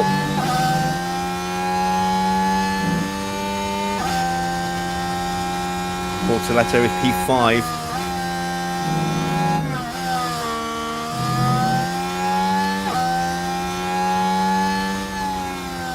Porsche gets up to 7th. I will happily take that.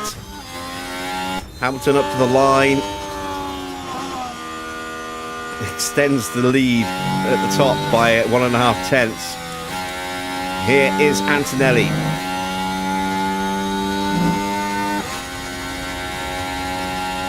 Ocon out of the way.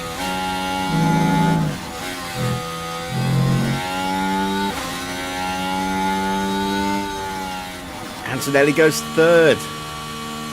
We're down to 7th and 8th. That's still really good. I did not expect us to have 7th and 8th around here. There's nobody else on a flying lap. Bortoletto's on an in-lap. Piastri is on an in-lap. Tsunoda's in the pits, and everyone else is already in the pit lane in their box. So that is it. Qualifying is over. And somehow, we have managed to get both cars not just in the top 10, but in the top 8. That is awesome. How long we'll stay there, who knows? But there is a possibility of double points again, which would be very nice. Hopefully we won't run out of fuel tonight. Ah, dear. Let's get ourselves prepped and ready, shall we?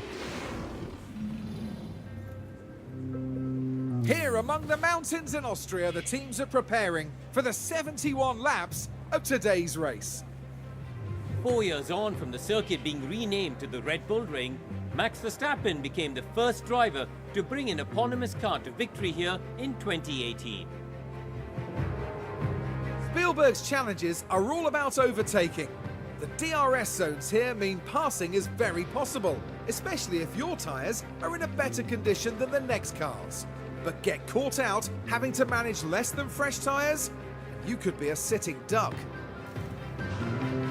The excitement is building, there's electricity in the air, but there's no surprise in that.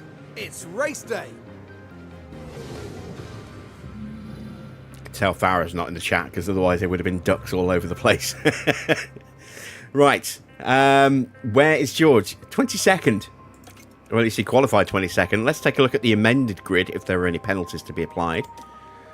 So it's Hamilton from Verstappen, Antonelli from Tsunoda, Piastri, Bortoletto, Schumacher and Pourchaire, Lawson ahead of Ocon in the top 10. Then 11th is Hulkenberg, then Norris, Stroll and Behrman, Leclerc down in P15, Albon 16th, 17th for Alonso, 18th for Doohan, Sainz down in 19th, it's 20th for Hajar, 21st for Gasly, George in 22nd place. Let's get our strategies picked, shall we? So I think soft, medium, medium is going to be the way to go.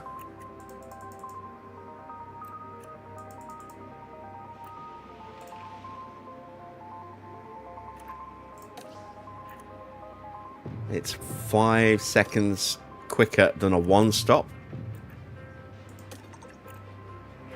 1 second slower than soft, than medium, hard, medium. All right, let's look at. Let's delete that strategy. We're not doing that. Let's take a look at soft, medium, hard.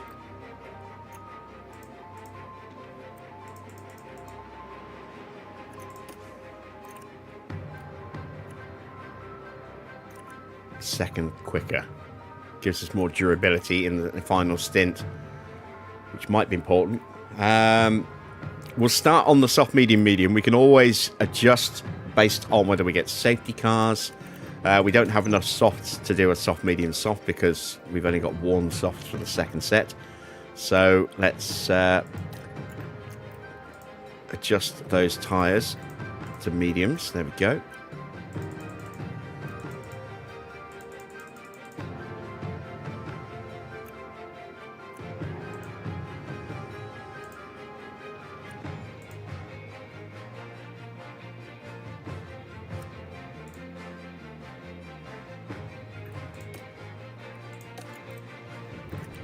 Fuel, we usually get a safety car or two around here, be it full or VSC.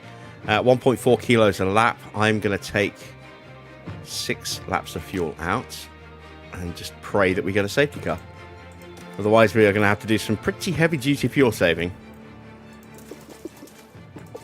But the AI will probably be in the same boat as us. So, there we go. Because we're starting on soft, we're going to go very aggressive on the first lap, just to see if we can gain something, or at least the first half of the lap, the run up to turn 4. Then we'll calm the car down again and reassess. We won't be able to stay with the top group, but we want to make sure that we can get comfortable as best we can.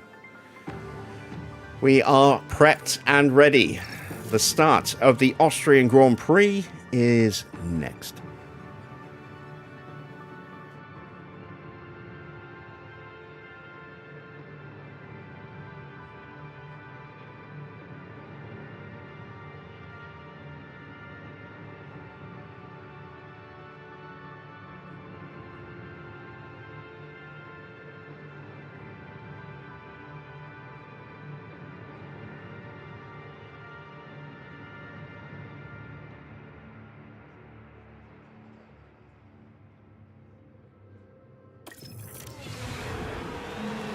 Welcome back, everyone. The final preparations are now being made as we head into the race.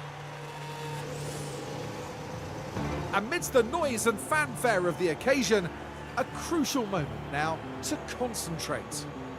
An encouraging grid position as they sit in P8. Lots to build on during the race if they manage it well.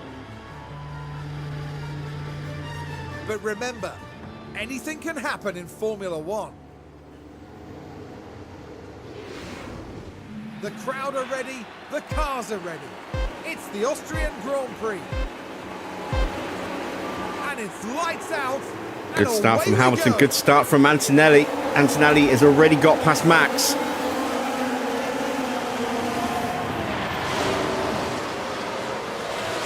Looks like everyone got through turn one without any drama. Mick has got a run on Tsunoda. Gets it done. Bad start for Yuki Tsunoda. We're up to P5. Porsche, though, unfortunately getting squeezed. He's down to 9th. And under pressure from Hulkenberg. Need to look after these tires. We have a yellow flag. Someone locking up. It's Antonelli. He got a dream start and it's turned into a Now, nightmare. we should be able to take a look here. Now we're just proceeding through turn 4.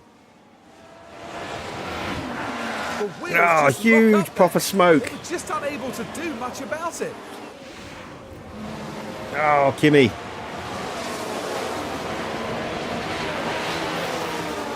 Hulkenberg has got through as well. That's annoying. So we would be down to 10th if it hadn't been for Antonelli. So both Mercedes now at the back of the grid. What a disastrous start to this Grand Prix for Mercedes. One car out early in qualifying. The other one getting a dream start, leaping past Verstappen and then locking up and making a huge mistake. Car behind is now Tsunoda.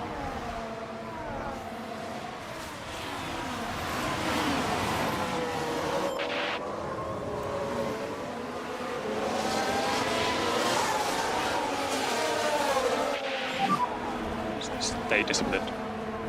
Let's see what happened there.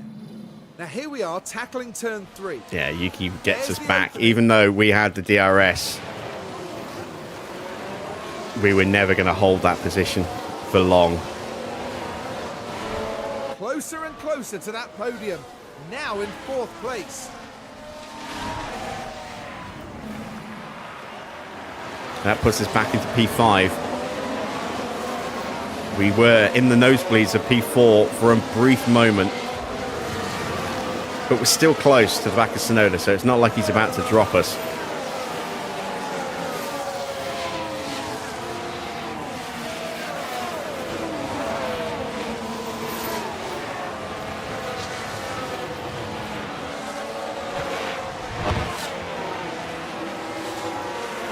A replay of the start as Antonelli makes another mistake. Look at the Mercedes. Just a bit too wide at that point. Oh, it's a horrible start to this Grand Prix for Kimi Antonelli.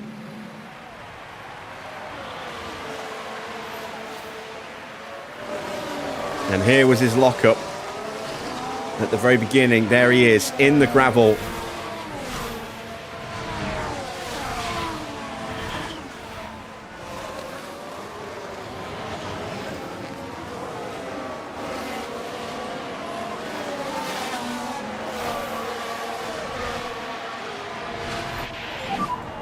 The race is on. Here's the replay. Lawson overtaking Schumacher now. Turn 3. It's certainly inviting.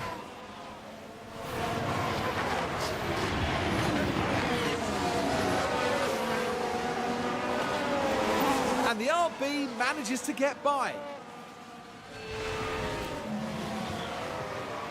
So we're down to P6, but we're still in position there. We need to start pushing with Teo again.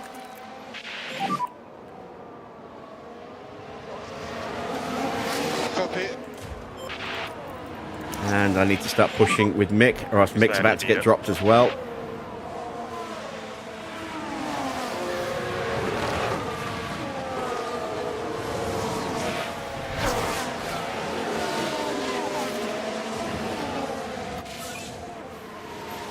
I like to try and save my battery for moments when it's not being wasted. First few laps, Not always on the first 2 laps. Sometimes after lap 2 or 3, the AI will start to turn their batteries on.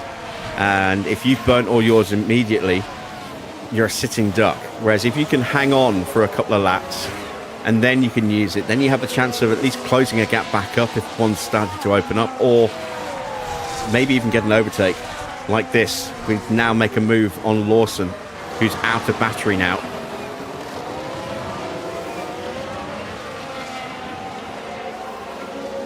Porsche's back onto Hulkenberg and Bortoletto. We've got another yellow flag, and it's Leclerc. Contact with Behrman, I think.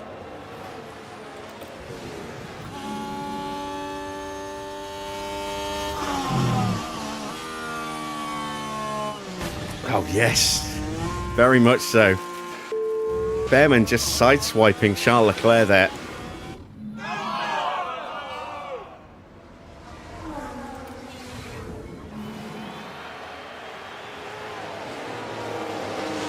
So that drops him all the way back down to 14th again and right into the clutches of Fernando Alonso.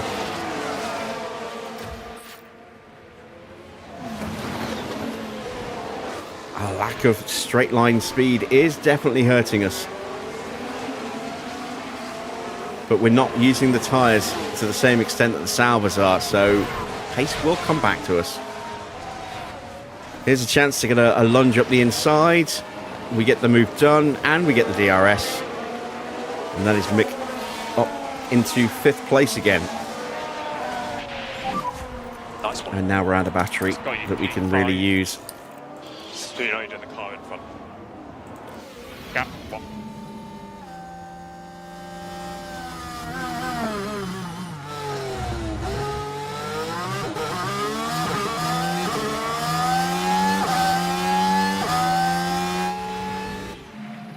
Very nice.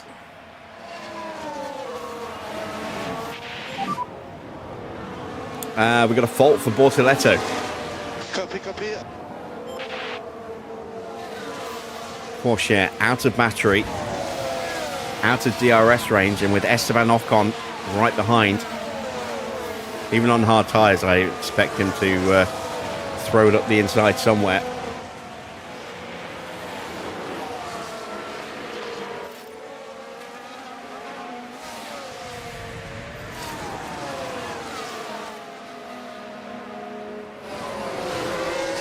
Keep him behind into turn 1.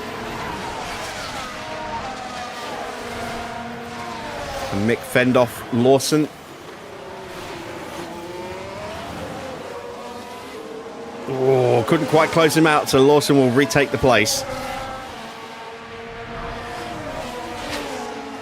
But his medium's in worse shape than my softs right now. And you see some good defensive driving from Porsche in the background as he covered off Ocon's look.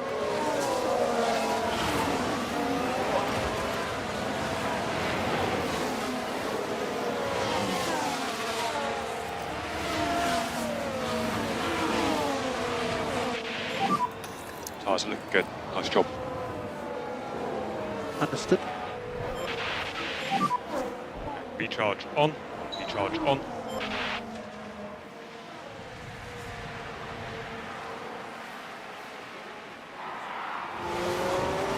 So there's a huge gap at the moment formed in the middle of the pack between Behrman and Albon. That's thanks to that collision between Behrman and Leclerc. Leclerc's down to 18th place now. It's going to be a horrible afternoon for Leclerc. Hamilton leads Verstappen by 1.3 seconds halfway through lap 7. Tsunoda in 3rd, Piastri right behind him in P4. Then it's Lawson and Mick battling over P5. The two, Porsche just got nabbed. Norris threw it up the inside at 4. We're still there though, fighting for the position, and now we have to yield.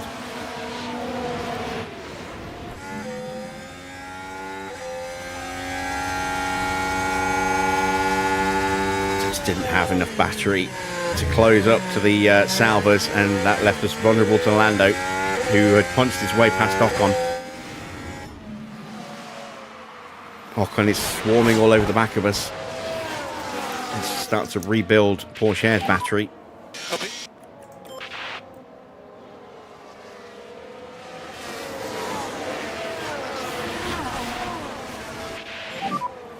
Okay, copy, good.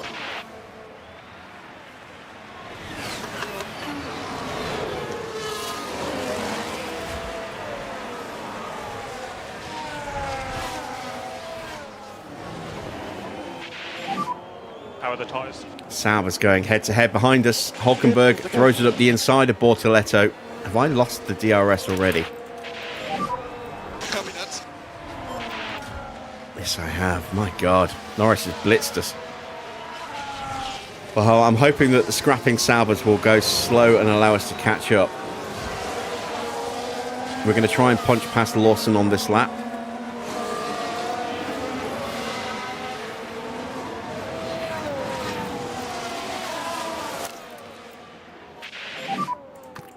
Overtake.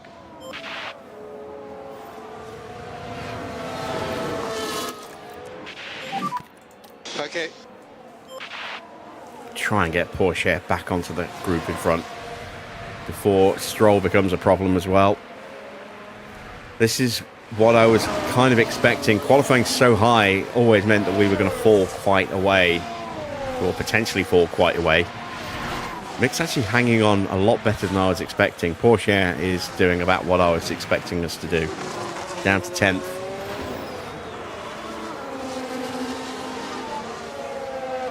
Norris is now past both Saubers. And Stroll is past Porsche. It's coming to us. And there's nowhere for us to go, so we'll harvest. Gap 1. Yeah, just got that run.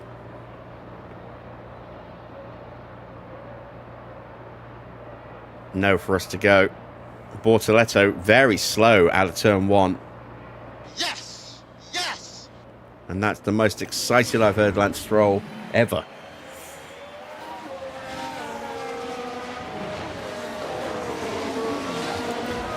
Right, we still have not cleared Lawson. Recharge on. We're going to have to rebuild. Try again.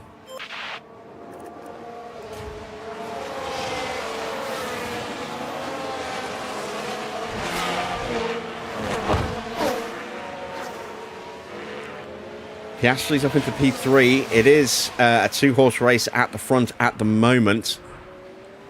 Max close to having a look at Hamilton. As Bortoletto is down 2 more places. He runs very wide through 1. It's down 3 places. Ocon gets through as well. Really, really good job. Currently P10. Let's take a closer look. See that mistake. Okay, so heading into turn 1 here. So Stroll kind of ran him Decide out. to go. And then we just went straight through. And then Ocon kept him out And there. that's 10th place and up into the points.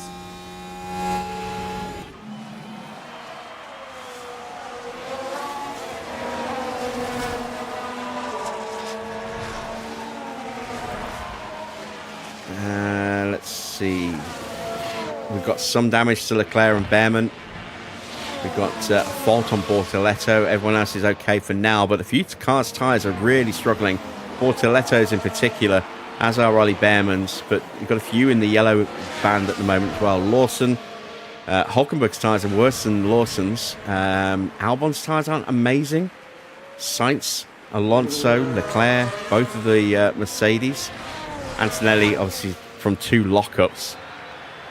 He's had a horrible start to the race, and he's now stuck in this DRS train behind Carlos Sainz. This is where we are with Mick at the moment. Let's see if we can just Recharge on. maybe stretch that stint a little bit. We're up onto the back of Nico Hulkenberg, who will get DRS off Stroll here. Currently P10.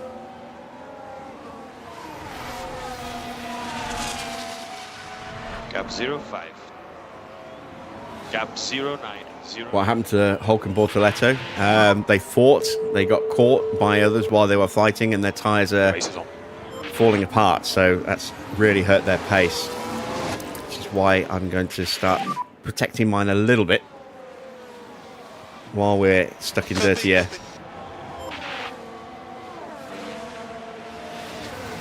Built a good amount of battery back into Mick and a workable amount into Teo.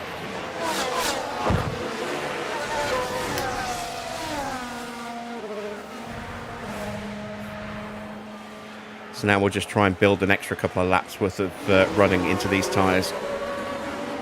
And there we go. Hülkenberg gets the Stroll treatment. Carbon copy of what happened to Bortoletto. Stroll pushed him off, we capitalised, and then Ocon kept him in the grass. Okay, so we are P9 on track. Absolute carbon copy. But this is what happened. Now this was at turn 1. Can they squeeze by?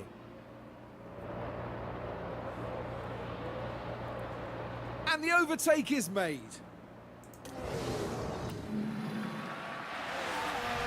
It's one way to get back up the order. Just let Stroll just shove everybody off the track in front of us.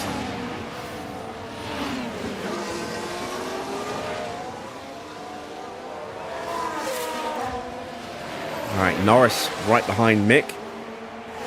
That might slow Mick down a little bit, having to defend.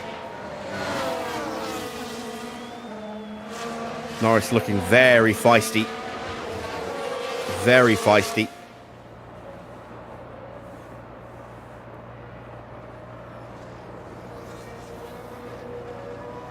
Pulls out of the slipstream too early, has to pull back in for another go. Closes back up. And we might see a lunge into turn 1, into turn 3 here.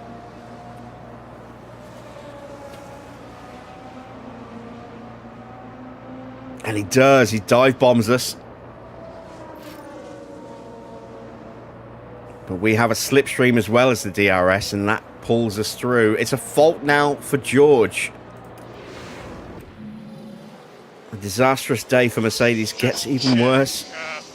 You're happy with the PU, a little bit of a strange noise coming from the turbo. There's Leclerc at the back of the field. All the way down in 22nd. Yeah, Leclerc's race is done. Whatever happened to him, I think he's just got a bad engine or something that's making him really slow. Maybe it's a bad gearbox, I don't know. But for whatever reason, his car just isn't great. And then the damage that's been sustained in that collision with Behrman has crippled what little pace he did have. So Leclerc is going to be pootling around at the very back. I think we'll be lucky to see him hit the top 15 at any point, towards the end of this Grand Prix, based on how he's doing so far. Maybe he's just stuck in dirty air. Maybe once he gets some clean air, he'll be different, but I don't think so. Because he's he's scrapping over last place, and there is a gap to Antonelli. Max gets through on Hamilton. We've got a change for the lead of the race, but they're 6.5 seconds clear of Yuki.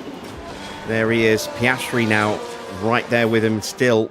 And Lawson and Mick, they're only 4.5 seconds. There they are. There's Mick, Lawson and Norris.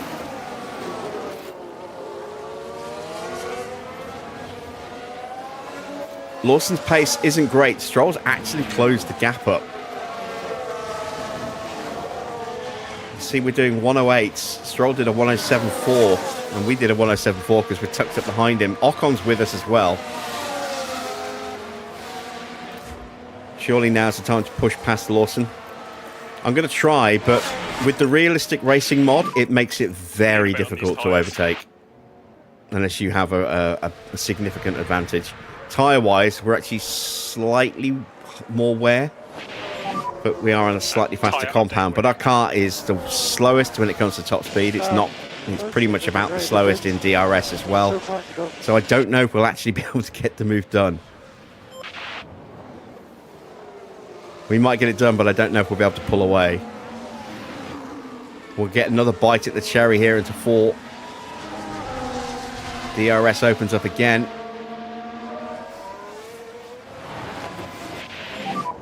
Okay, eyes forward now. And this time I think we've got it. Yes, we have. Ocon has got through on Teo. Right, let's have a look now. Around turn 3. The opportunity Just left too much of a gap around the outside, and Ocon took it. Squeezed us out.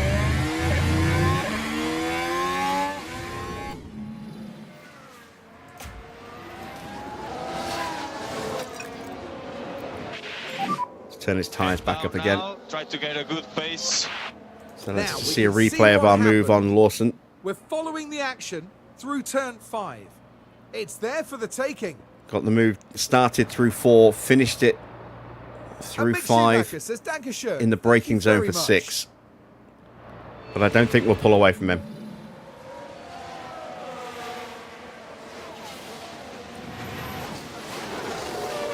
We're not too far from our pit stop either, so I don't want to burn all of the battery. Click overtake. So we'll save what we've got, Recharge. so we've got on. something to use when we come out of the pits. Porsche just about hanging on to this fight.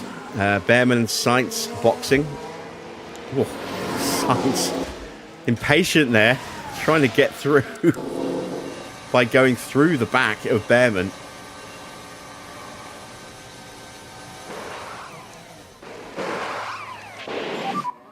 Just got to be patient here. It's a bad stop. We're ahead of Norris. There goes Behrman. There's Sainz. Really bad stop. And immediately we've been overtaken again by Lawson.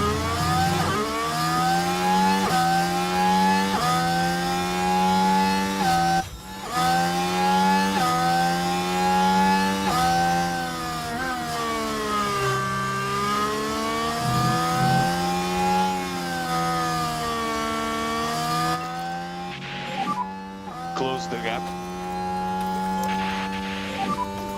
Copy.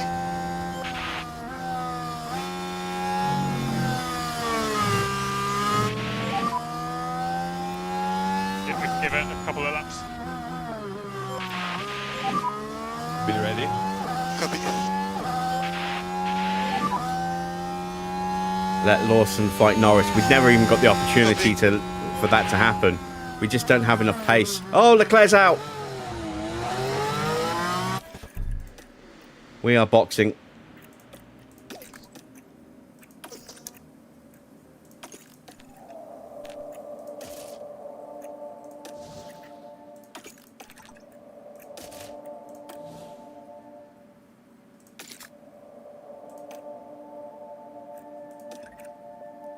There we go. We're going to change strategy.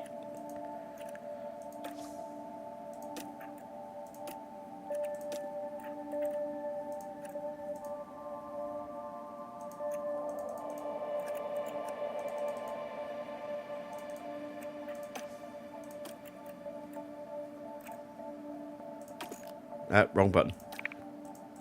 There we go. Something has happened. Cancel. No, we just confirm the stop. There we go. Something has happened to Leclerc. Where is that?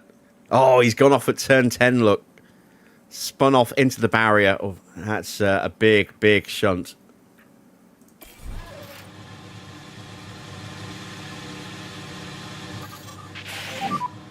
VSC. It's just a So VSC. follow Delta time. Copy. This is horrible timing.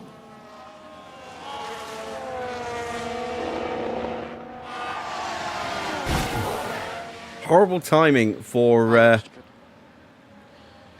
those that just stopped. You know, Behrman and Sainz. Worked out really, really well for me and most of the grid as well, for that matter.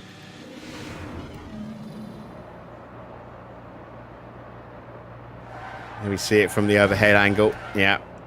Just lost it, smashed Sorry, it, and that engine now will be toast. Quite a bit. And not much that the team can do about that one.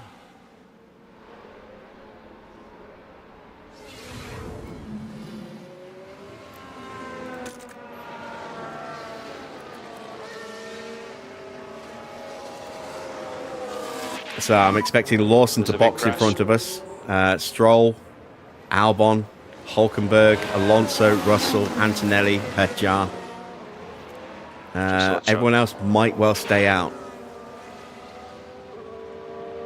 I mean, if in an ideal world, we'll be the only ones stopping here, and then we'll gain a time advantage and significant Good entry. tyre advantage as well. But there we go. Lawson's in, Stroll's in, Yeah, we're in P6. Porsche's in, Albon's in. Gap's 0.6. Car behind Hulkenberg's in. So gap behind 2.3.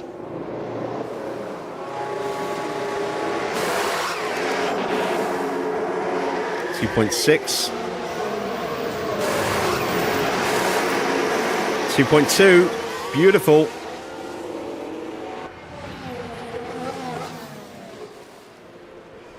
So we're back out in 8th place behind Lawson. But we're ahead of Gasly. That was important. That was really important. We just got out in front of him. Gasly's behind. Gap. And we got out in front of Antonelli, who hasn't stopped because Russell has. So that was important for Teo as well.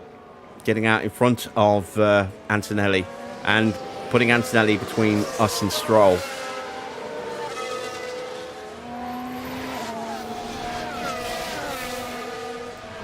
Gap 0.5. Battery's good.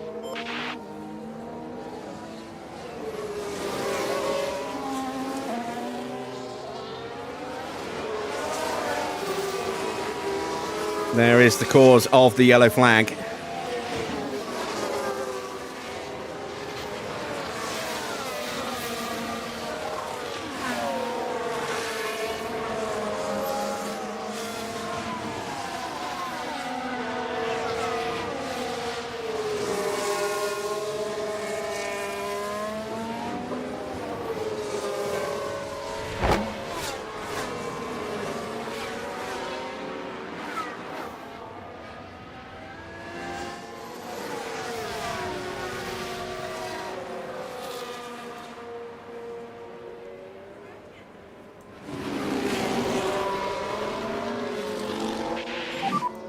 VSC ending. Copy. Cancel lifting close for now. Copy. Right. DRS enabled. Wait, is that it's another VSC? Science. VSC. Science is in the barrier. Back Delta time now. Copy. Focus on the tyre. This is still under VSC.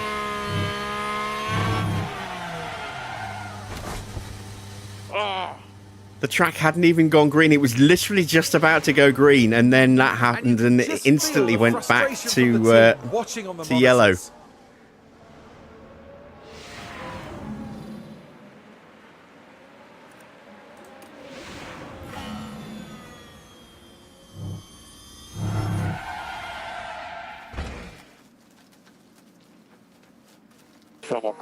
Someone crashed. Yeah, you crashed.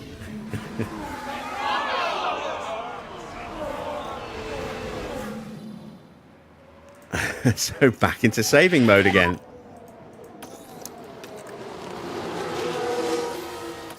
Copy.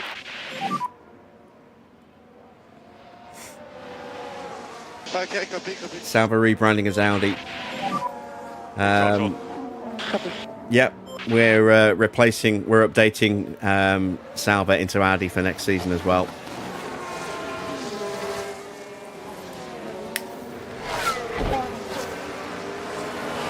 Sponsored by Revolut.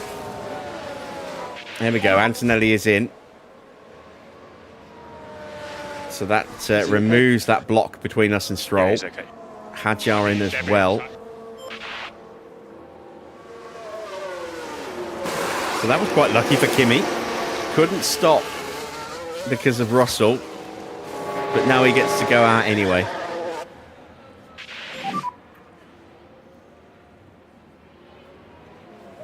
Gap 0.4. Gasly behind. Gap behind 0.5.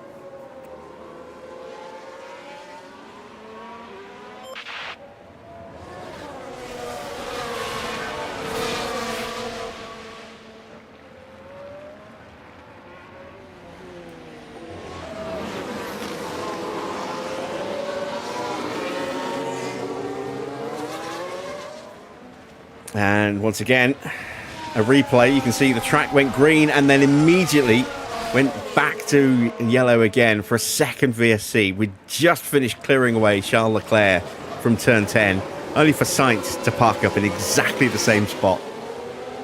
Lucky marshals. That could have been very, very bad indeed.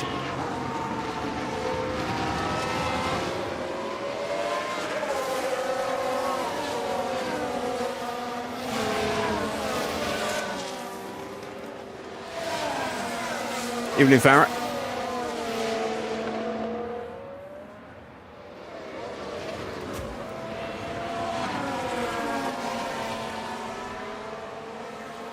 So, after 20 laps, it is Verstappen from Hamilton, Tsunoda in third, Piastri in fourth, Norris is P5, Ocon P6, none of them have stopped.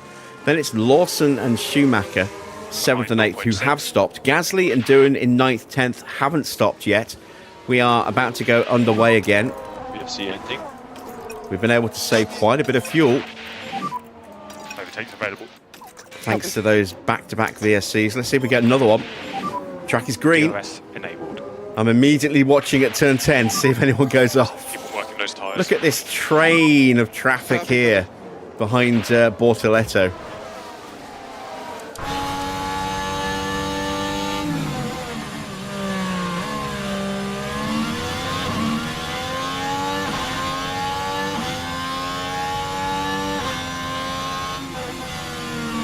Have you missed anything exciting? Go back about 5 minutes. We had back-to-back virtual safety cars. One ended and the other one started instantly. Apart from that, no, not really. Well, Antonelli got a really good start. Got past Verstappen into second and then locked up a couple of corners later and dropped all the way to the back of the grid.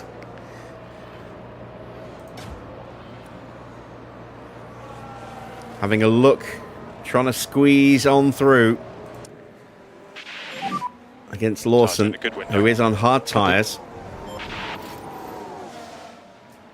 Our tyres not up to temperature yet. We've got a fault developing now for Alonso. But the car's definitely not happy. Surely some kind of fault.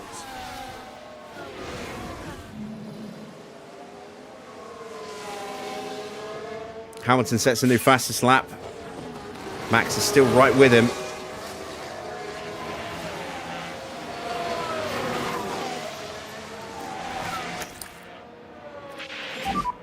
Do you charge on? Copy. Porsche not able to catch up to Doohan yet. Tyres still too cold.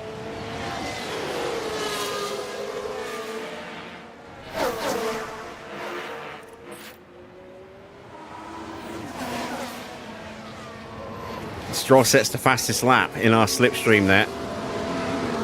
Is he going to push us off the track? No. We are able to resist the Stroll special.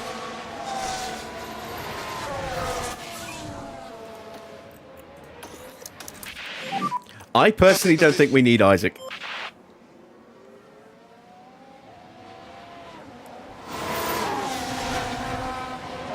Or Isak, sorry.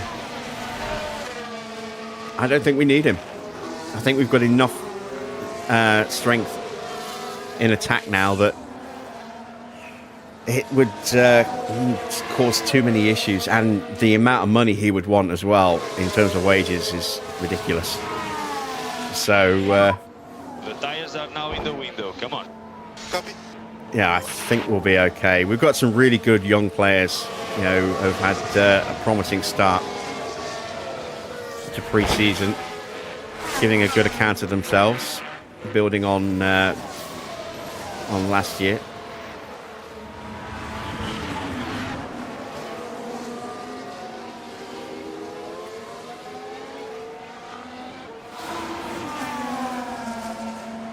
And Goma looks fantastic. Yeah, this is what I'm saying. I mean, young player. If we sign yet another player in attack, his opportunities to have a breakout season instantly disappear.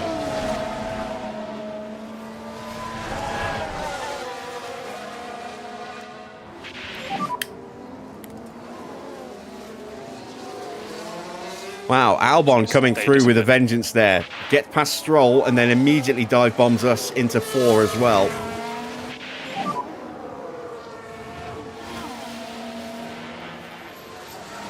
Okay, mate. No worries. Race is long.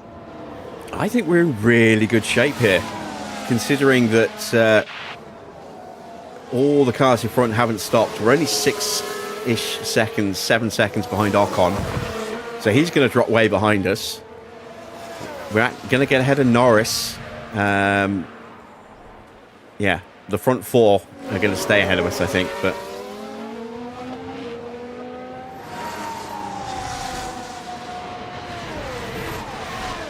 I think Ekitike might get deployed on the left. I think he might be converted into a left winger. Yeah, he's a centre forward kind of player, but he tends to drift out to the left a lot. So I think I wouldn't be at all surprised if Slot starts deploying him on that left Nothing we can do, area so where about it. where Diaz has been playing. Him on the left drifting in, with Salah on the right drifting in. And then Viet's behind the pair of them, linking the plate.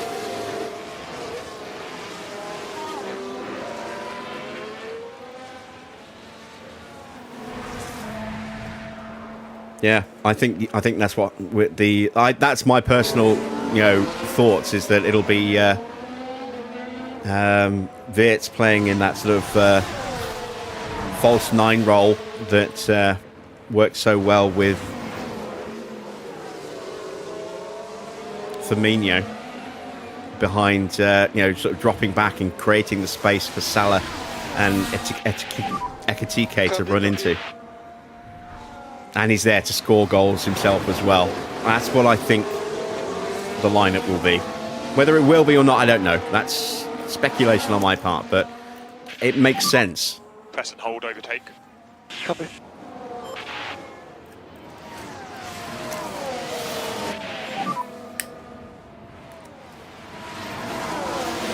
Copy. I'm not so sure we need an out-and-out striker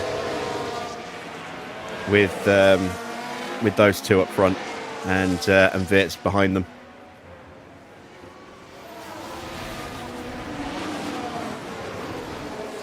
And if push comes to shove and Wirtz pushes forward, he's got the ability to score goals as well. So, yeah, like I said, that's why I think it's there. Copy, copy.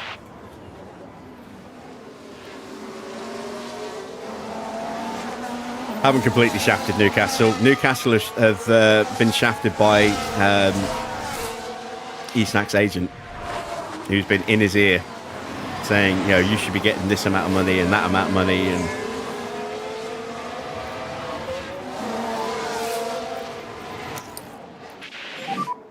Copy, copy. who is his agent? I wouldn't be at all surprised to find out it's Mino Raiola. Doing a good job on tyres. Understood. All right, Ocon is into the pits.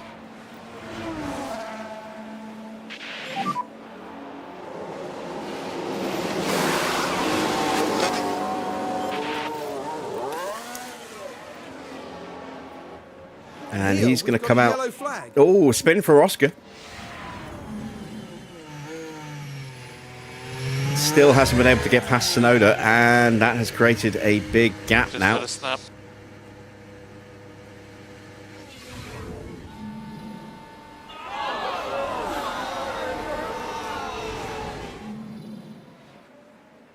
Norris has gone through. So that's cost Piastri a huge amount of time.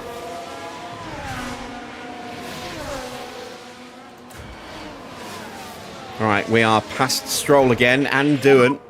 Bravo, let's go, come on. Currently, P10.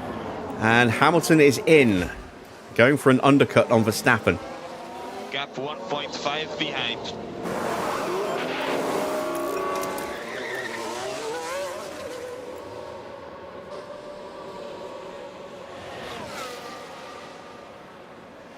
Oh, that famous meltdown of Keegan still makes me laugh every time I see it. I would love it if we beat them. I would love it.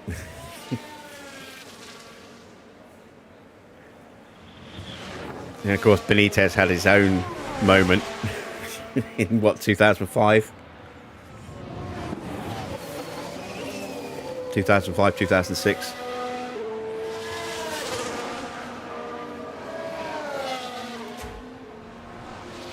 All right, Lawson's pulling away from us because he's pushing his tyres. How are the tyres holding on from your side? I'm out of battery, so I'm going to ease off. Good, it's okay. Doohan needs to box. Need to drop. Copy. Stroll is through. He's still outside of my DRS, but he's closing back up quickly. Hulkenberg and Russell swapping places. Russell starting to punch through.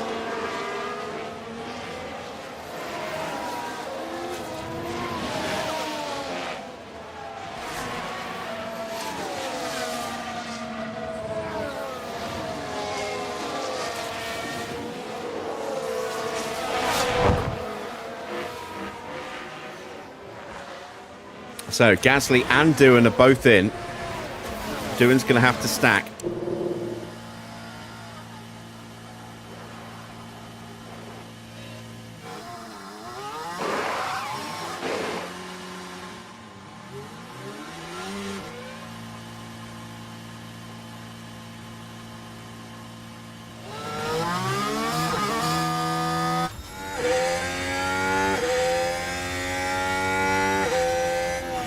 Piastri's tyres absolutely ruined now. This could well be him coming into the pits. Once again, I get past Lawson. I won't stay there. We're going to be battling Lawson for most of this race, I think. In comes Oscar. New fastest lap for Lewis on those fresh tyres. Max still hasn't stopped.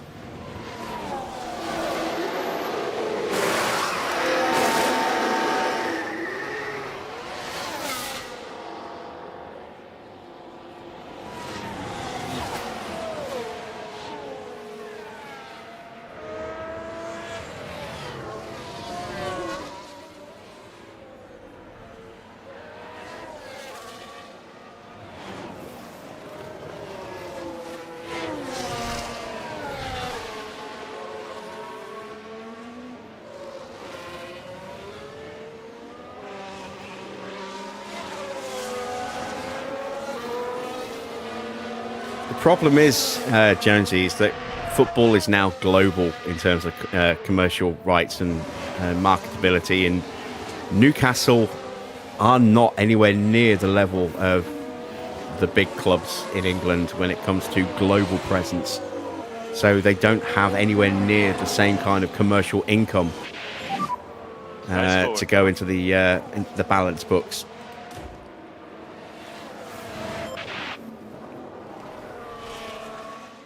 Yeah, the timing kind of blows a little bit for you with the new profit and sustainability rules, but I mean, they had to be brought in at some point, and it was a question of, you know, it's always going to catch somebody out, and it just happens to be Newcastle this time round. But you know, if it had happened 5 years ago, you could argue that it would maybe screw over Manchester United.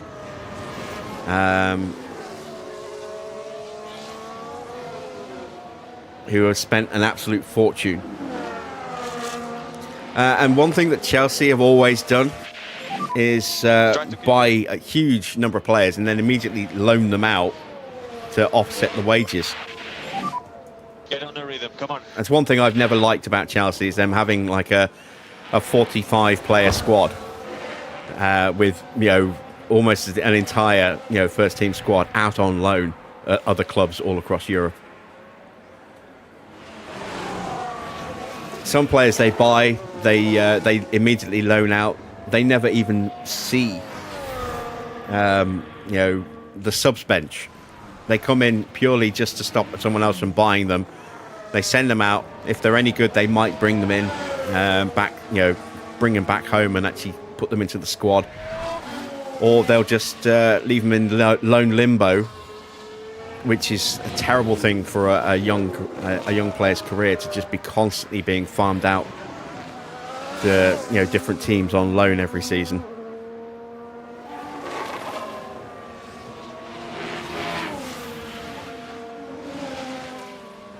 And then just sell them off. Evening, Wayne. Evening, Marcel. Long time no see, Marcel. Where you been hiding?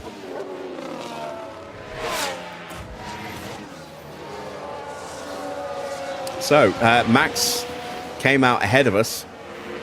Sonoda came out behind us. There is Yuki in the background.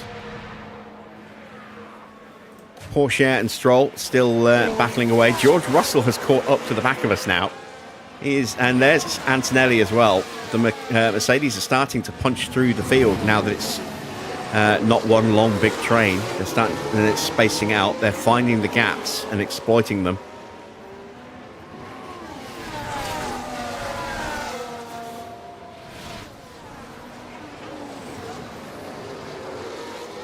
So we have another look at the inside of Stroll. And that is a fault for Alonso. But it looks like they're carrying some kind of fault.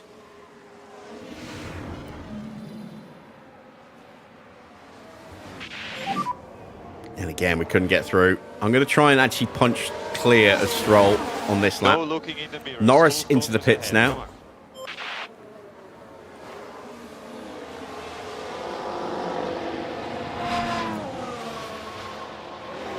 And this is going to be for a one stop. Ah, it's a bad stop. Yuki Tsunoda sets the fastest lap. He is close. Look at this. He gets around Lawson. He's going to be straight onto me as well now. DRS wide open. He's going to have a lunge at me into turn 4. Norris comes out behind Russell, Antonelli, and behind Ocon.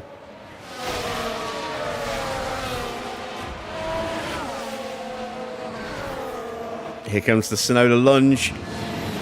Oh, we covered him off. Good defensive driving from Mick. Let's use this opportunity to see if we can pull away from Lawson, finally. We are clear of Stroll, so we're going to push. See if we can drop him and see if Antonelli will start putting Stroll under some pressure for us.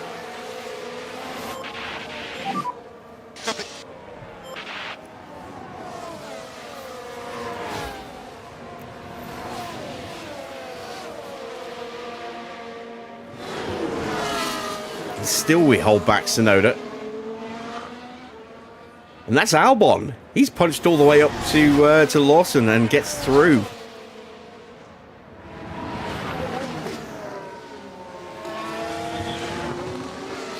He's going to be in. They're going to be in the DRS of Tsunoda again pretty soon.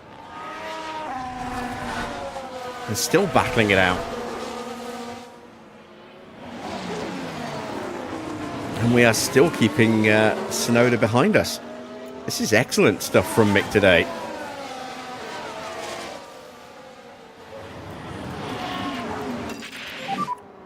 Yeah, good job. P7, P7. So Porsche gets back through on Stroll, having lost the Let's place. see what happened there. Now here we are tackling. Yeah, Stroll got up the inside, but gave us the DRS. No, he didn't have the DRS. You know, we didn't have the DRS. He did, and yet we still got back in front of him. Up that takes them to 7.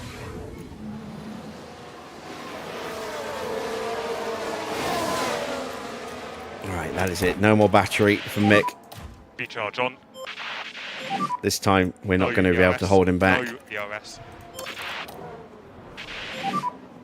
All out now.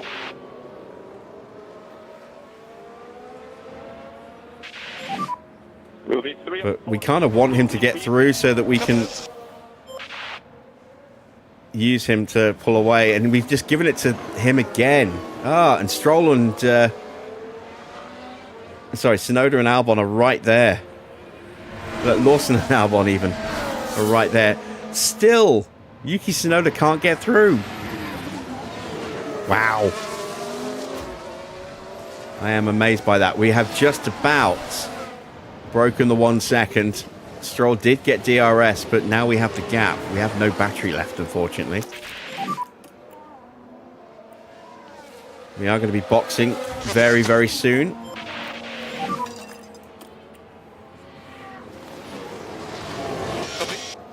I think Tsunoda's given up. Okay, let's push here.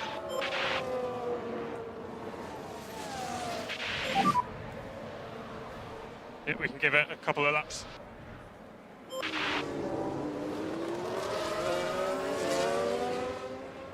There we go. I've got my 2-second window as Stroll is coming under big pressure from both of the Mercedes here. And there's the McLaren of Norris right there as well. Ocon and Piastri also swarming. Ooh, this is getting spicy in the middle.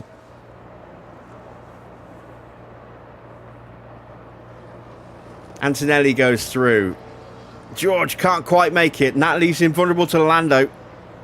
And Lando gets through on George.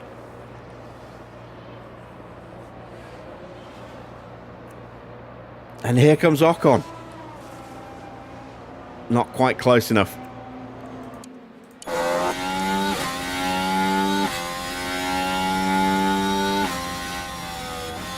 And still, Mick is ahead of Tsunoda. And we're starting to pull the gap again to Albon and Lawson.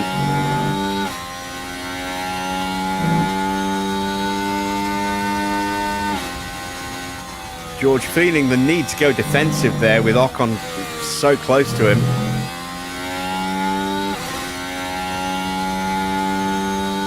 Or is he driving in clean air? I wonder. He might be driving in clean air to reduce engine temps. Tsunoda finally gets through.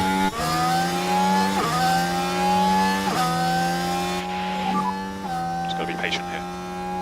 This has been a long time coming. I can't believe we stayed ahead of him as many laps as we did.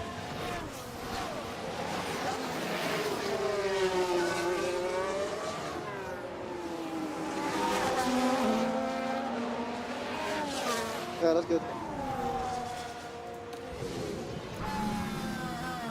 There's a chance now for Mick to get some little bits of battery in the car before he boxes.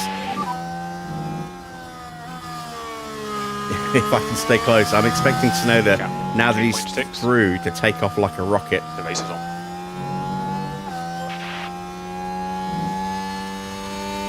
Given that Tsunoda is one of the more pocket-sized drivers, that would make him a pocket rocket.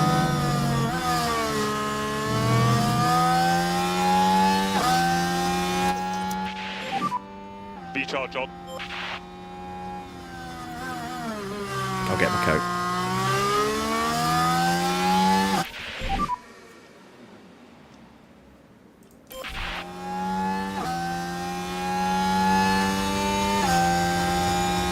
Albon and Lawson swapping places. Tsunoda just in front.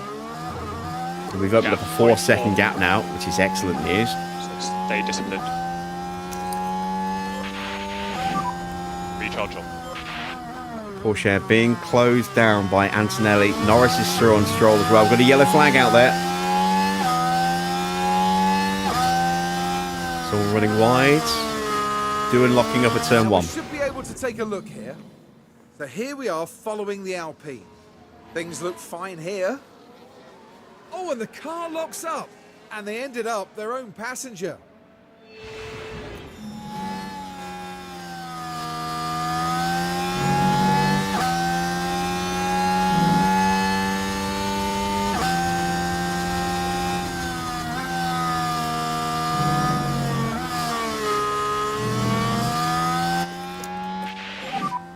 Okay, recharge on.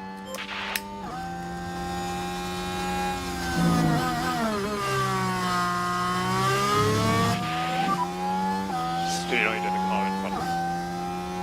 In front, 0.6.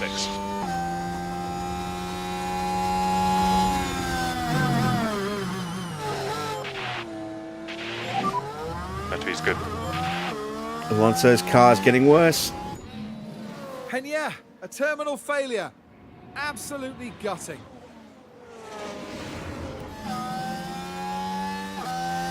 Engine failure for Alonso. Is he actually going to make it to the pits? Yes, he is.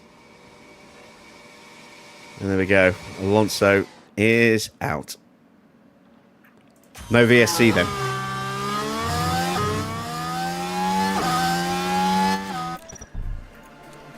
Gonna box this lap.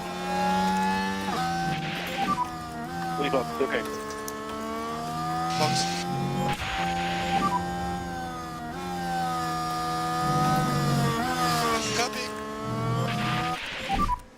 Go to high fuel. So box. And we have a yellow flag. Copy for box. Another one. That is Stroll.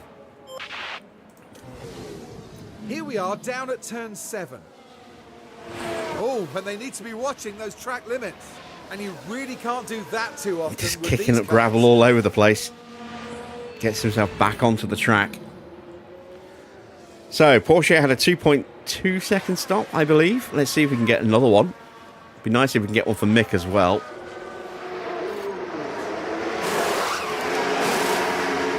It is another 2.2. So, Porsche's pit crew on fire today. That brings us out in P16. And we've got a nice little bit of free air in front and behind to warm up into.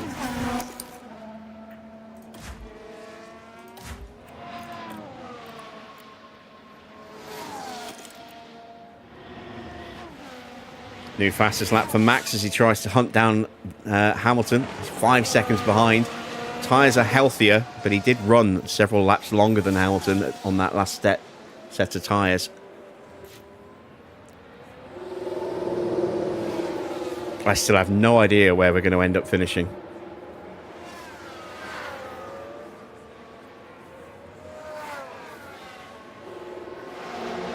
Norris is probably going to the end. I don't know if Oscar is. I would imagine Hamilton, Max and Tsunoda are all going to the end, but they're too quick for us to even consider. Gasly should be going to the end now. We are out ahead of him. P11. So that's good. Car in front, Russell. Hulkenberg in the 2.2. pits. That puts Porsche back up to P15. Gap behind 2.6. 29 laps to go. Let's warm these tyres up a little faster So keep on working those tyres. before Hadjar gets onto me. The main thing is the warm up on this tire, okay?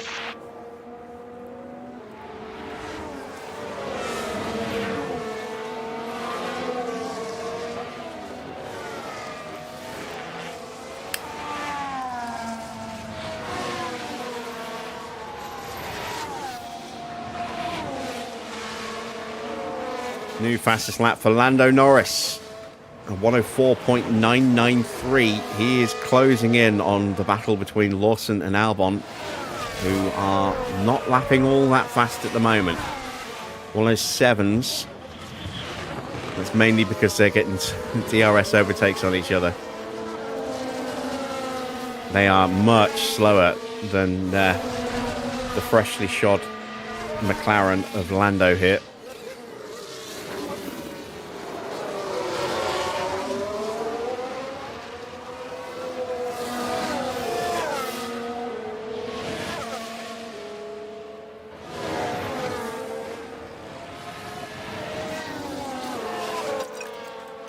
And through goes Norris on Lawson. Albon's tyres in real trouble. Expect him to box. Copy. Should come out behind Schumacher. If he stays out ahead of Schumacher, I'm going to be furious. We were like 4-5 seconds ahead of him when we boxed. Gap 2 seconds. I didn't actually see. What was Mick's stop time? I didn't actually see it.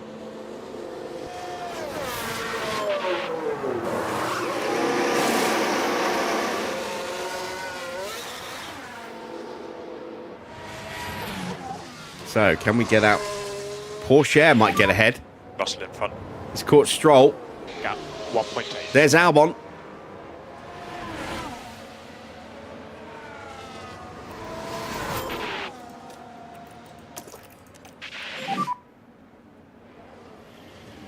And we go up the inside of Stroll. Mick did a 2.2 as well. Oh, fantastic. Fantastic. So that's 2.2 second stops for both of our drivers. Love it. Albon very, very defensive there.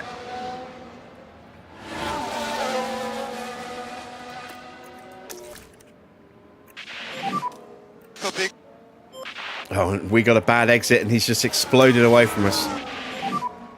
Copy. turn Mick's tyres down now. Mick has caught the back of George. Copy. Overtake. Copy.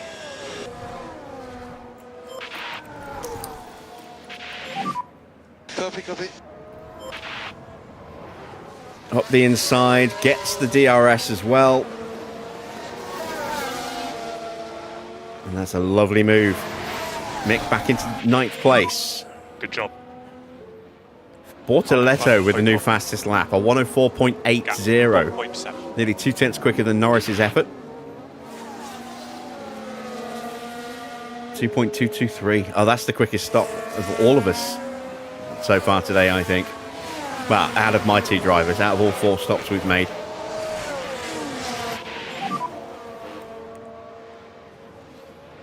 We're straight onto Ocon. Can we get an overtake on Ocon before he boxes? That would be nice.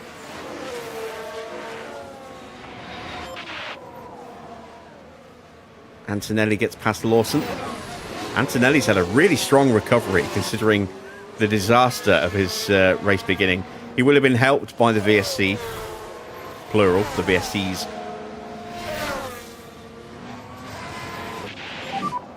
Tyre temps look good. Up the inside, and that's another move done. Huge offset in grip in the tyres. Lovely.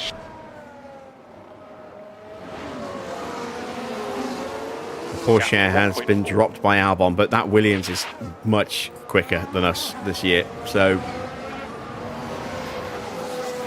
I'm okay with that. We cleared Stroll comfortably. That was the important thing. Desperately trying to get onto Piastri here. Lawson into the pits. 1.1. Russell into the pits. Your battery's great. I think I just got the DRS. Yes, I did. Whew. Albon with a new fastest lap. No wonder he pulled away from us. 104.804. I think that is, what, 4 thousandths quicker? Let's have a look. Yeah, 4 thousandths quicker than Bortoletto's lap there. Let's take a look at the pit stop times. We are currently quickest. 2.223 is the quickest stop of the day. There's Porsche's stop. So first and fourth. If it stays that way, I mean, there's a lot of teams still to make another stop, but if it stays that way, that's huge for us. 0.5.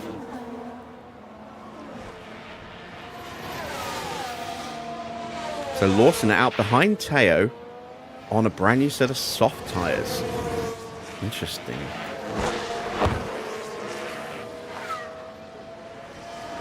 Mick battling with Piastri for a net P5. Waiting on Antonelli to make his stop.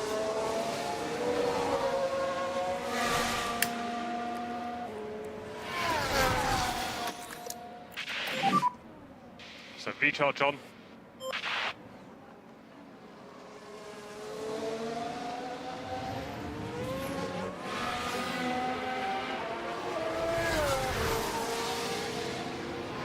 Lawson versus Lando battle for P4.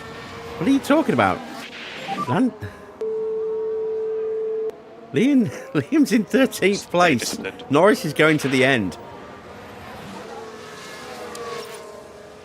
Lawson is 25 seconds behind.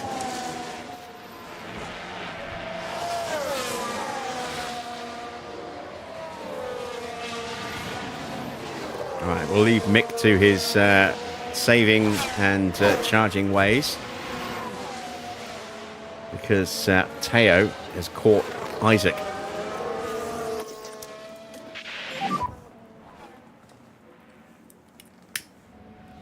Okay, copy, copy.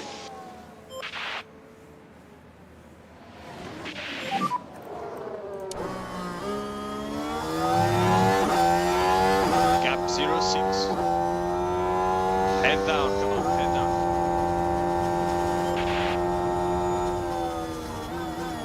Up the inside in the braking zone, gets the DRS as well. And that is a move comfortably done. And now we'll splurge the battery and see if we can catch back up towards Alex again.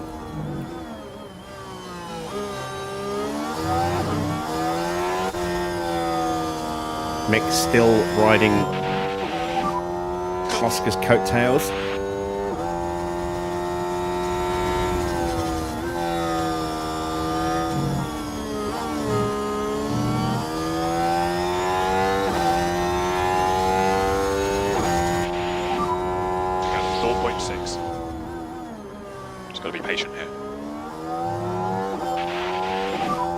And we are closing in on Kimi. There is Kimi in front.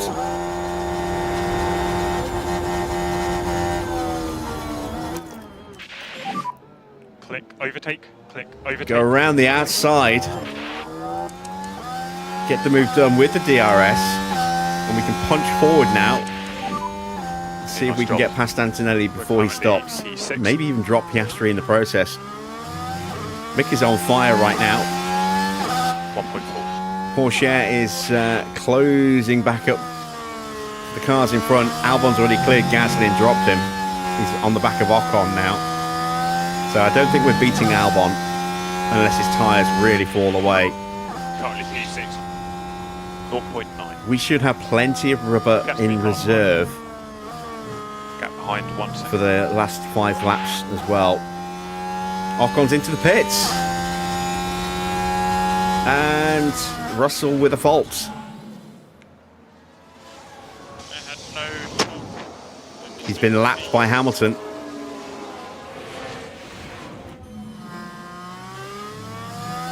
Oh, that's got to piss off George.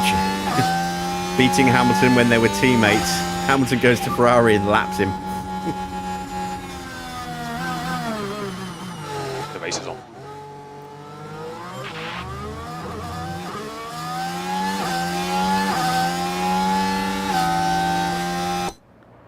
Can we get the move done? Under braking.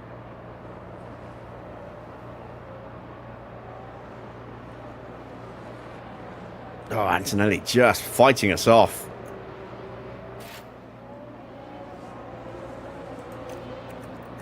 And that's it for the battery, so we'll harvest. There's Piastri closing in, back in again. Recharge on. Antonelli's still out there. Porsche has caught Gasly. Copy, copy. Has no battery left, so we've got to harvest him again.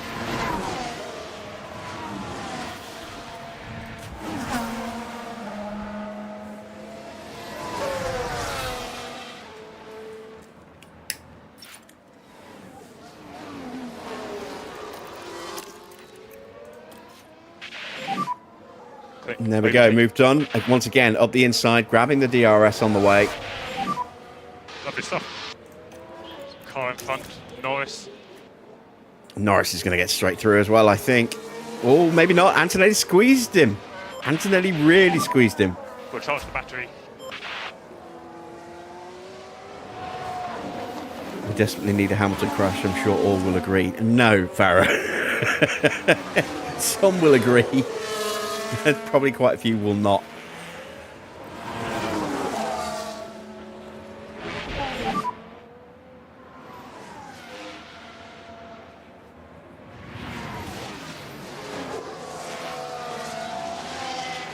Remember the eye, come on.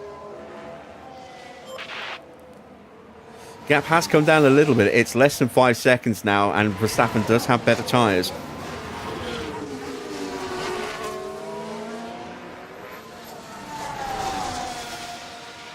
Doing boxes. Antonelli and Hadjar now into puncture territory if they don't box soon.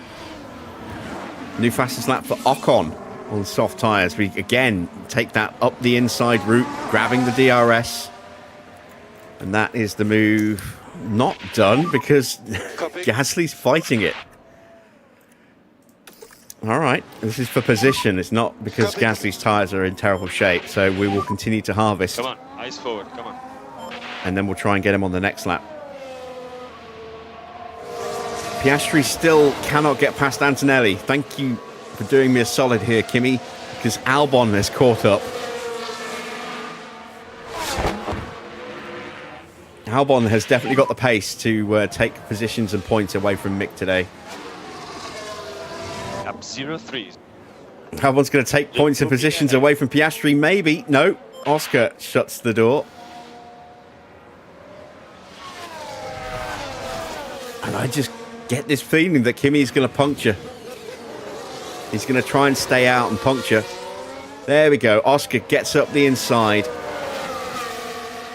Doesn't get a great launch. Has got his car still alongside though. He's got the DRS. Should get the move done in the braking zone. Copy, copy. And does. And finally gets through. But now we need Antonelli to hold up Albon as much as possible. The car is coming to us. We've got a nice 4-second gap back to Piastri at the moment, but that's going to start coming down again pretty soon. Porsche still not past Gasly. Battery's full. We've got Lawson behind now. Copy. Time for us to start to push.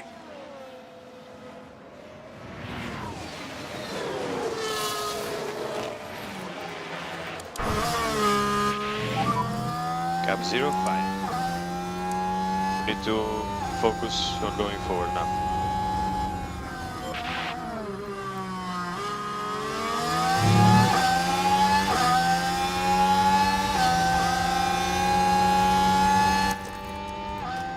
Oh, wow. That move happened a lot faster and earlier than I thought it would.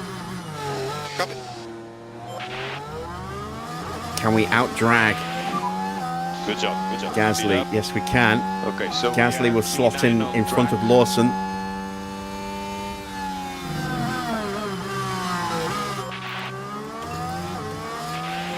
Next up is Antonelli. Albon's got past Piastri. So Albon got through past Antonelli and then straight past Piastri. That didn't take long.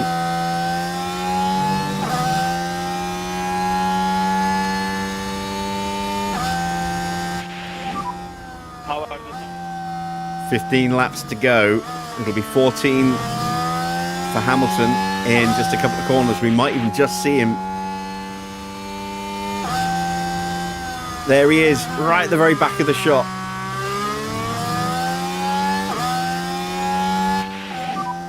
He has no DRS. Antonelli still hasn't boxed, and I do wonder if he is going to try and go to the end now. This is why I'm desperately pushing to try and get the overtake, because it will be worth peak confidence for Teo if he can get there. Plus it puts gaps between us and Gasly Lawson battle behind us.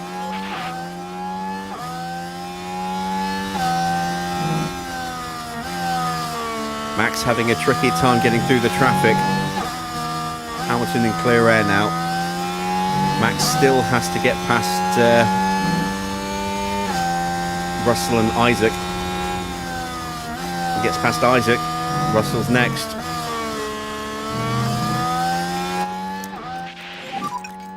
Copy.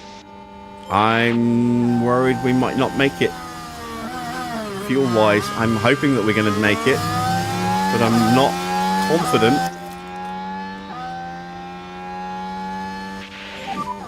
Bravo, bravo. We are P8.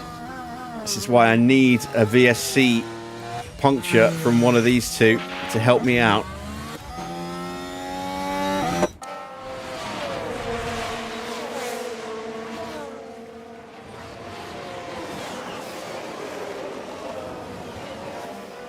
Preferably from Isaac, because Kimi's had enough bad luck already this race, and just falls to the back there, pushed off and drops multiple places. Tyres did not pop, which surprises me.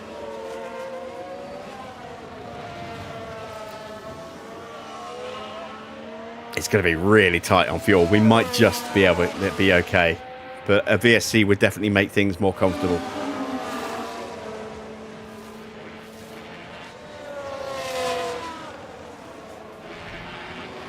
And I'm glad I went with hard tyres instead of mediums for the last stint now. And there we go. Isaac's in. That's near-death experience for him there. Coming out of turn 3. Gave him the hurry-up call he needed. Antonelli still hasn't made a move towards the pit lane. Will he this time? Let me have a quick look. Don't see any Mercedes. Don't see any Mercedes and mechanics in the pit lane.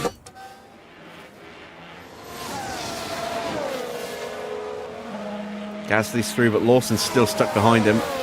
And Antonelli is stubbornly hanging on to the back of Gasly as best he can. He stays out again, and he's just asking for a puncture now. I think it's almost an inevitability now. He's going to get too aggressive on one of these curves, and it's just going to pop a tyre. He's losing so much speed. Up the inside goes Lawson. Still, Antonelli's tyres are hanging on. Albon's closing in on Mick. Porsche not really closing in on Piastri. Oh, there we go. Tyre did pop.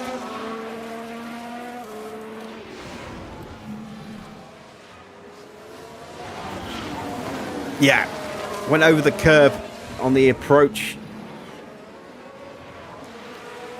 to turn 4, and that popped his tyre. It's not brought out a yellow flag. It's not brought out a VSC. If another tyre goes, though, which is unlikely now, he is definitely a rolling roadblock for a lot of people, though. 10 laps to go. I need to save 1.4 kilos. Oh, I don't know if I'm going to be able to do it.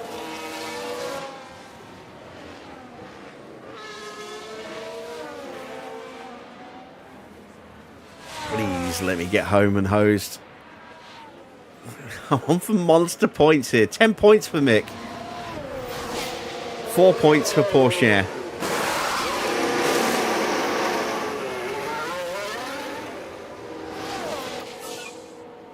Hadjar sets a new fastest lap, a 104.4.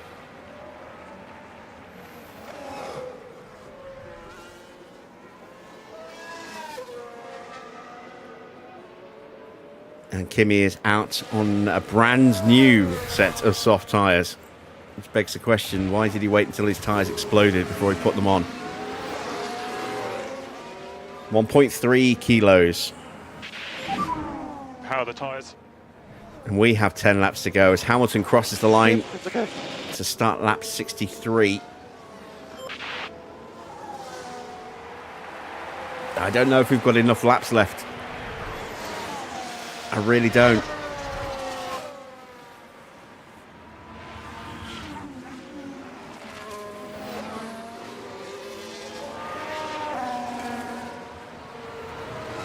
It'd be absolutely brutally cruel if we do not finish this race. And Albon is closing. He's bringing Piastri with him. Lawson and Gasly fighting away. They're now nearly 5 seconds behind us.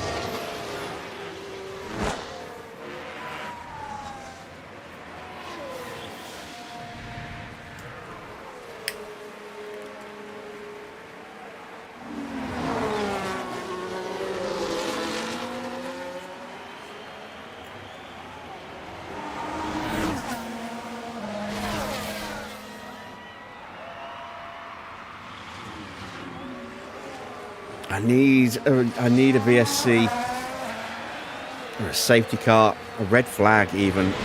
Preferably not a red flag, because then that puts us really under pressure for every position.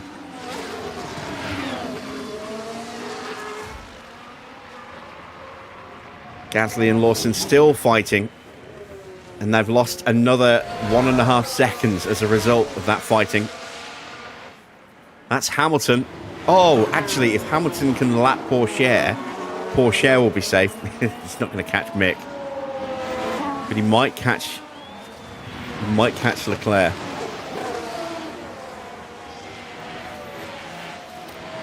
It might catch a Porsche. 1.4 kilos for a lap of fuel. We have got less than a lap to save, but we're running out of laps to actually save it in. We have 8 laps to go.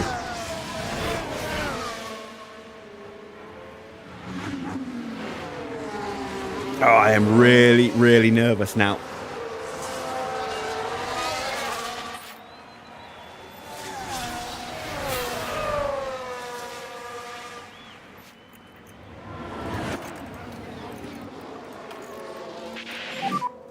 Elbows out.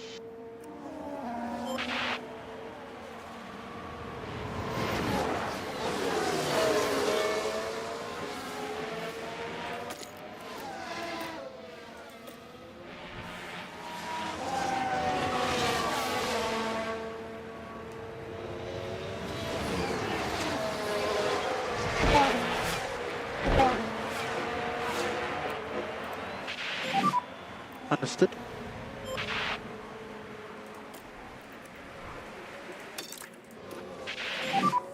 Let's go.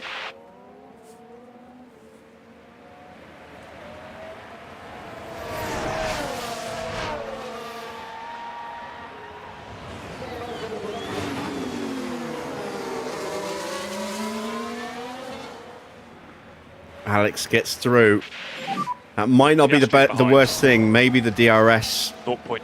or having the DRS, will actually Stay disciplined. help us save fuel a bit more.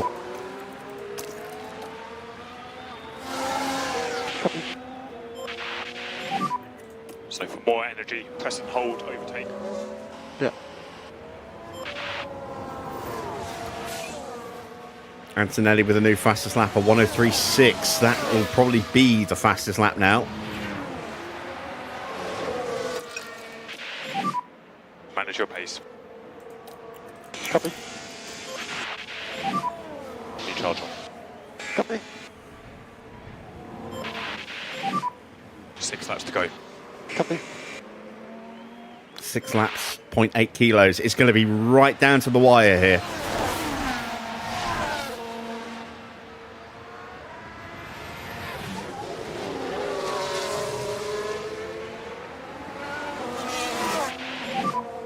Piastri car behind. Gap behind 1.1. The race is on.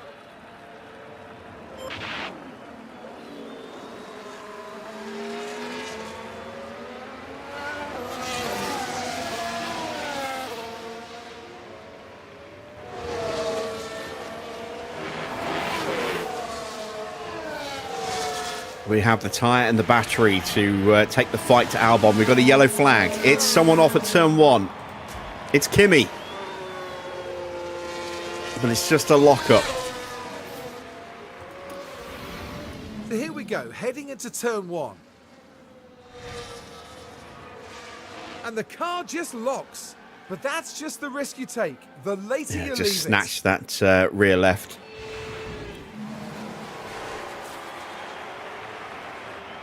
And he has been lapped 5 laps to go. by Norris as a result. Albon, I thought for a second, that confused me. I thought for a second Norris was behind us. It was Put you Piastri behind us, he still is. P5.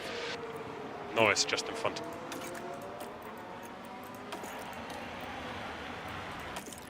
.6 kilos. Elbows out. 4.5 laps to go. Oh, it's so tight. It's so tight.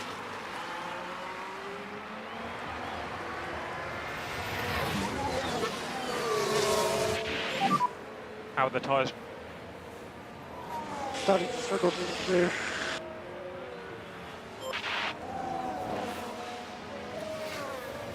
Tyre-wise, we're in really good shape. Still got a full battery.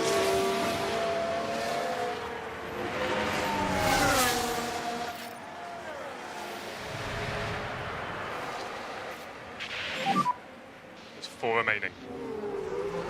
Copy. Albon goes wide.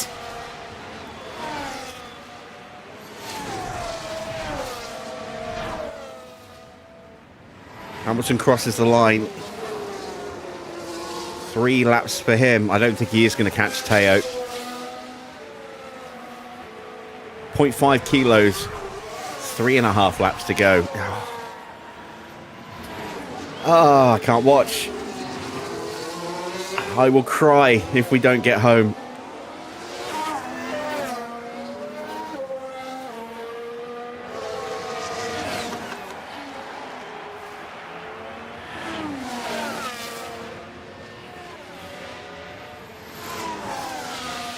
.4 with 3 laps remaining.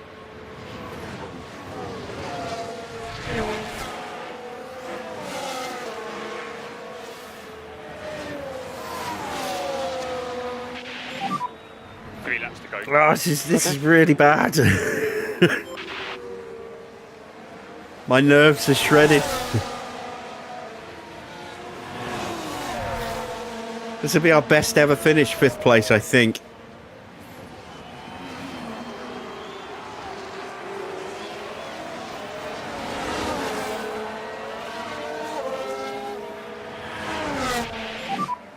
Actually, it might not be. I can't remember where we finished last year. I know we had a really good run in the sprint, but I don't think we ever finished as high as 5th last year.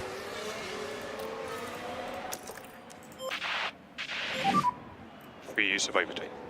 Copy.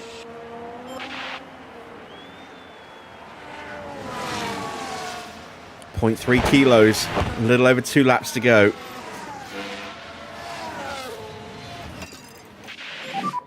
Just chip away.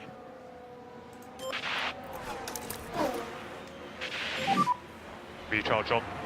Copy. 2 laps to go. Copy. Ah, 2 laps and .2. I think we're going to do it. It's going to be so tight, though. It's going to be so tight.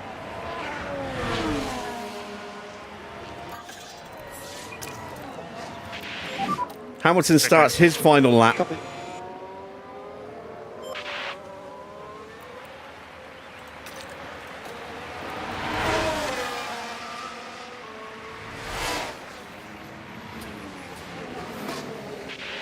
Max is 2.5 seconds behind. He's too far back. He's not going to be able to catch him in 1 lap. Less than a lap.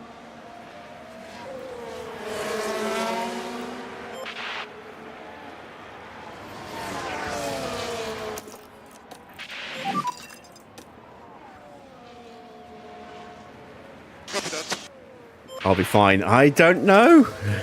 It's tight. It's tight. We might run out of fuel in the last corner, which would be heartbreaking. Last lap. Ah, there we go. Now we're into that window where we're not quite safe, but we're almost safe. We just need... if I get to +1, I know I'm safe. Oh, and it's Hamilton! Lewis Hamilton with the win today. Lewis Hamilton picks up the win.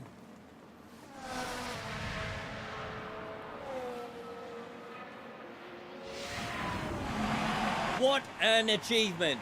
Sometimes you take the incredible skill of these drivers for granted, but not today.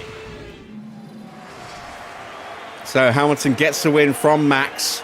We haven't finished yet.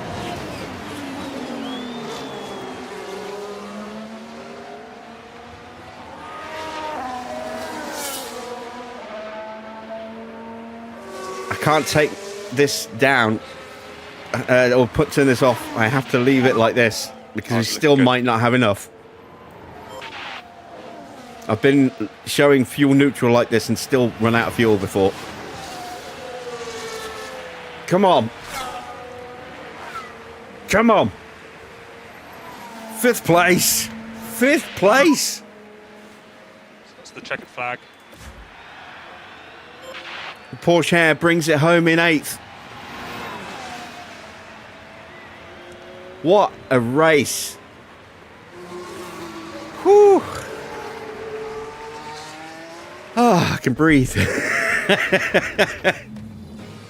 Not a quick race to sum up, not least for George Russell there.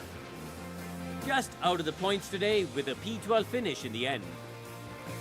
And Lewis Hamilton takes to the podium once more, adding yet another trophy to his legacy. It almost feels like it doesn't need saying after a 7th win, but another stunning performance today. Well, there were mountains to overcome here in Austria, but those three managed to climb to the top.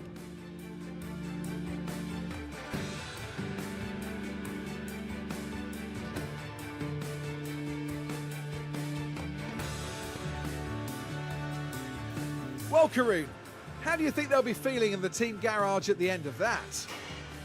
It was a strangely mixed weekend for them. We saw one driver put in a strong performance, but it was a different story for the other. Definitely positives there though. And that's it for this weekend here in Austria. For the next round, we're heading back to the heart of the UK. Get ready for a race to remember in Silverstone, the cradle of Formula One. Whew, what a race. What a great race that was. So, confirmation of the final result. It is a win for Hamilton. I think that's 3 wins in a row now. Max takes second, so the gap only comes down by 7. He will still be leading the World Championship. Yuki in third. Another podium finish for him. Good race for Lando, up 8 places to finish in fourth, helped by a couple of cars doing silly things, Antonelli in particular. Then it is Mick in P5. What a great result that was. I thought when we started P7, we would be lucky if we finished in 7th. I expected us to drop down to 9th, 10th, maybe out of the points entirely. And we actually gained 2 places, which is phenomenal. Albon with a great race as well. He was carving his way through the field, up 10 places into 6th in the end. We just about managed to hold him off. Oscar down a couple into 7th. Porsche started and then managed to finish in 8th place against a fast-charging Gasly. You can see he gained 12 places today. 9th place for him. Liam Lawson taking the final point in 10th. Gasly and everyone else behind was lapped. Then in 11th place was Esteban Ocon, who I thought was going to be very much a threat at one point this weekend. George Russell recovering well from going out in 22nd in qualifying to get up to 12th, but made some mistakes as well. Could have been a threat for points had he not made those issues. Hulkenberg down to 13th. 14th, Behrman, pretty inconspicuous race for him. Doohan in 15th, 16th for Isaac, 17th for Stroll, 18th for Bortoletto, who lost 12 places after a great qualifying. And then Antonelli, what an awful weekend for Kimi in the grand scheme of things. He qualified so well, qualified 3rd, got the jump on Max in the first turn, and then at turn 4, big lockup, dropped into the back of the grid, and then locked up again a couple of laps later. It's not been a good race for him. And then he had a big spin as well, I think, towards the end, or at least another lockup. Some horrible moments for Kimi today, down in 19th place. 3 retirements. Fernando Alonso with a broken engine. Carlos Sainz and Charles Leclerc both taking turns to put the car into the wall at turn 10. Leclerc bringing out a VSC, and we had literally gone green for about a second before we instantly went back to VSC for Sainz doing exactly the same thing. So, very, very strange to see that happen like that, with a VSC going straight into another VSC like that for the same corner. Very, very weird. In the drivers' standings, then the gap down to 20 points. Max is on 217. Lewis on 197. It is Leclerc in 3rd, but again, no points for Leclerc or George. So they stay on 120 apiece, and they are now 93 points. Sorry, 97 points even behind Max Verstappen, a long way back. Yuki Tsunoda has closed up to George and Charles. He's just 8 points behind them now with another podium for him. That's his 4th podium of the season. Max and Hamilton dominating the wins so far. Have we had another race winner? I don't think we have. Oh, yeah, no, we the one that we won't mention. I was trying to think who's the missing winner, and of course, yeah, it's Doohan. Antonelli is in 6th place. No points for him today. He's lost some ground to Sonoda, and is coming under pressure now from Lando Norris. Norris up to 7th, jumping Carlos Sainz. He's now just 2 points behind Antonelli with 69. Sainz on 62 points. Oscar closing in as well. He's on 55 now in 9th. Mick moves up 2 places ahead of Jack Doohan and his teammate. He's now up to 32 points for the season. Porsche with some points of his own up to 28. Doohan on 26. Albon up to 26 points now as well. Then it's Lawson with 15 in 14th place. Gasly in 15th has 12. Then it's Hajar in 16th with 10 points. So Williams and Racing Bulls kind of matching each other a little bit here. And then we have the 2 Astons, Stroll and Alonso, behind Esteban Ocon. Behrman with the final earned point so far this season in 20th. Still the only drivers yet to score, Nico Hülkenberg and Gabriel Bortoleto.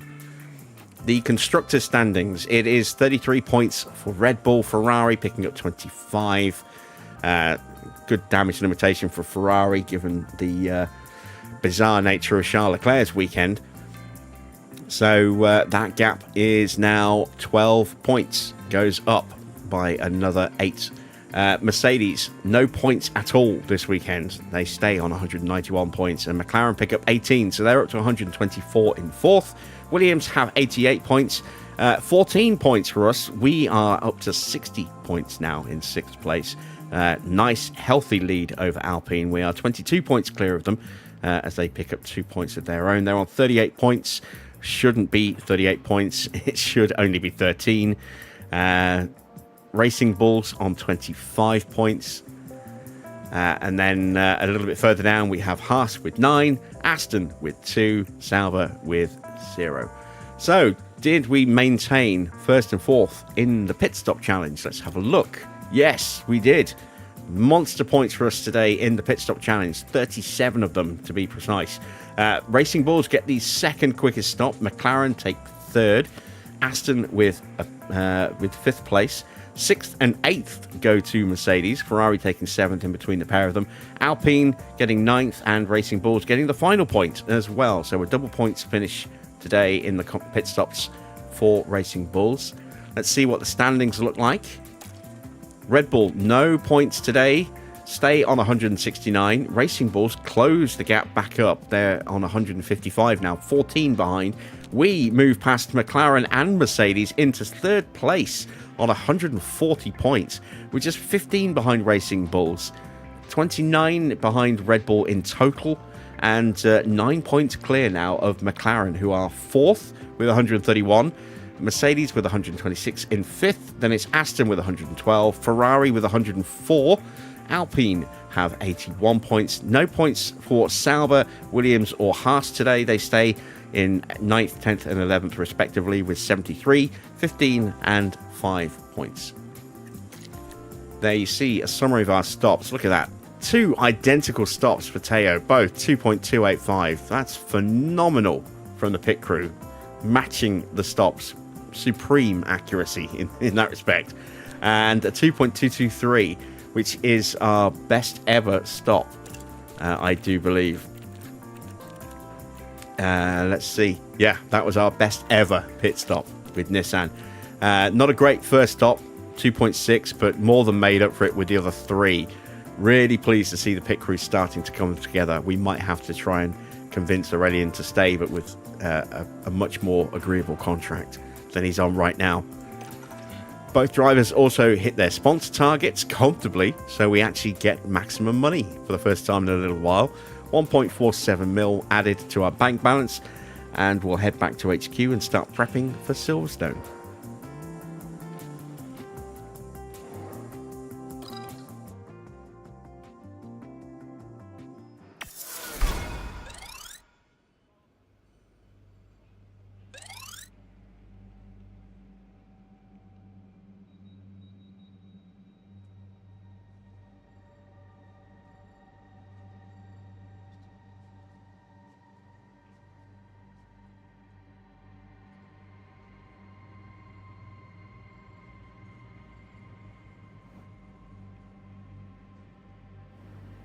So our sponsor money comes through. 4.11 mil from our usual engagements. Race day appearances, factory tours, school events, non-race appearance, and the weather centre. Let's see. Did we have something compulsory? I don't think we did. Yeah, no mandatory activities this month, unfortunately. But that's still another 4 mil. So we're up to the heady heights of 5.6 mil nearly. Sorry, nearly 5.8 mil. That is very nice. Very nice indeed. But we do have exclamation points flashing. So stuff has broken. Okay, how quickly is that money going to disappear? Let's go to the inbox first of all. So the board were in... I forgot! The board were in attendance. Well, they best have gone home happy. What a result to pull out when the board turned up. There we go. Congratulations on achieving a fantastic result. Many of the team were impressed by the event and encouraged by the team's success. This has increased our confidence in your leadership as team principal. Fantastic. Let's check in with the board. Delighted with Spielberg. Excellent stuff. Very pleased to see that. Let's see if we can get into the next month without any debt as well. We've only done it once this year. That'd be nice. Post-race data. This is the important email. So we knew about the destroyed underfloor, and the rear wings have failed on both cars, but only the rear wings. So that's quite good, because we knew that that rear wing was definitely going to fail. That was at very high risk of failure going into this event. But there were like 4 other parts that were yellow, and a couple of parts that were yellow on Teo's car. So to just lose the rear wings, of which I have 2 spares, isn't too bad. Rear wings are cheap to replace as well. So we know about mix ERS. That's not really an issue anymore. Let's take a look at our main driver development over the last month. Another point in smoothness for Mick. Excellent. And a point in smoothness and control for Teo. Very nice. Very nice. Let's check in with the affiliate email, which is only going to show us Ratomo Miata, annoyingly. I don't know why it's not showing me Tuka. Let's have a look at how Tuka's doing. We did drop him onto a balanced training rate going last month. And his stats looking decent for a young 18-year-old. Let's hope he keeps developing well. Let's fix the cars. So we've gained a couple more yellow bits now on this car. It was the rear wing and the side pods. Now the underfloor suspension and front wing have joined the party. So Silverstone could be bad for us. Front wing's definitely going to be an issue after Silverstone. Let's change the rear wing. There we go. So I've got no spare rear wings, no spare underfloors. About to start building a new suspension. No spare chassis either, for that matter. Yeah, a lot of parts need to be built. We are going to do our sponsor plan. No mandatory activities this month either. So, let's see. Let's get Luke doing something. What else can we get thrown in there? Let's get 2 engineers in there.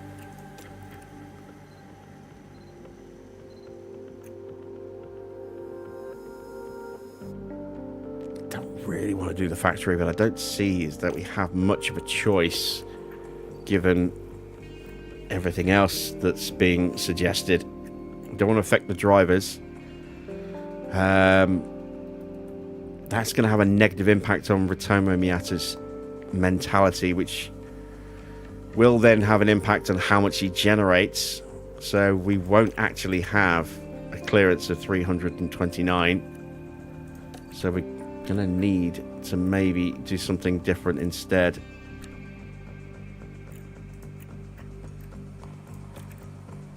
I think we'll have to go with another factory. Just to be safe. I mean, it's going to slow down production of stuff, but... And then, actually, just to be really safe, let's put Ratomo in there as well, just in case. That gives us a 1,000-point overhead, but I don't think it will actually be that much come the end of the next 6 weeks. But at least we are locking in that 4.11 mil.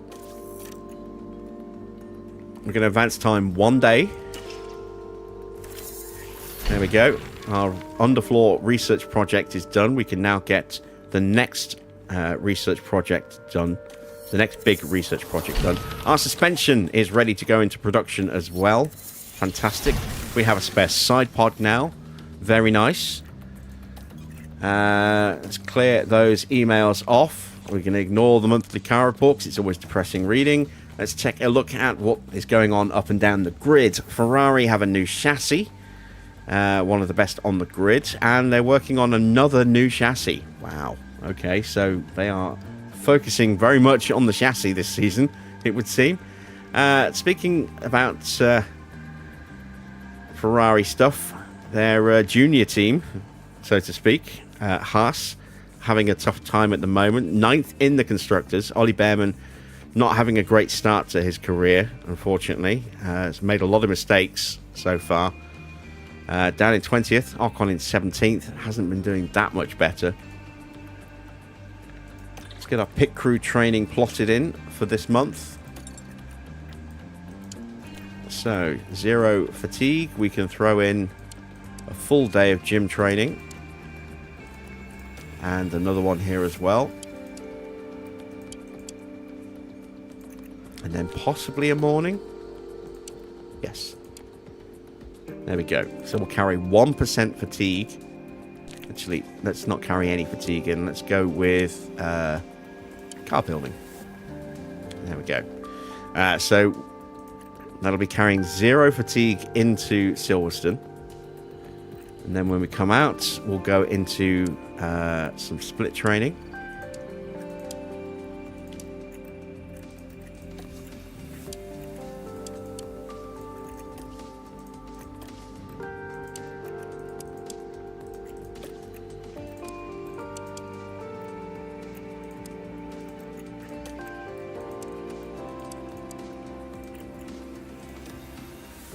Give them the Sunday off. Then we can go with the day of car building on the Monday. Back into the split training for the rest of the week.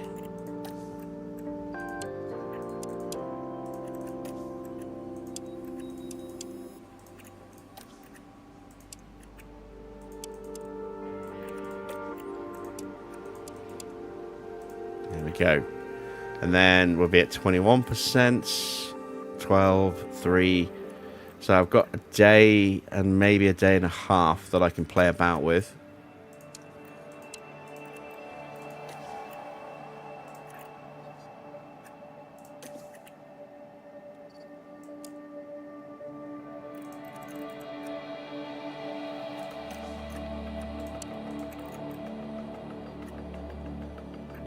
That's a sprint weekend, so I don't want to carry any fatigue in. So we'll go with pit stop training for the morning. That'll mean 8%, which should take us down to 0 going into a sprint weekend here. And then once we get out of the month, we will do a bit more focused speed training for a couple of days.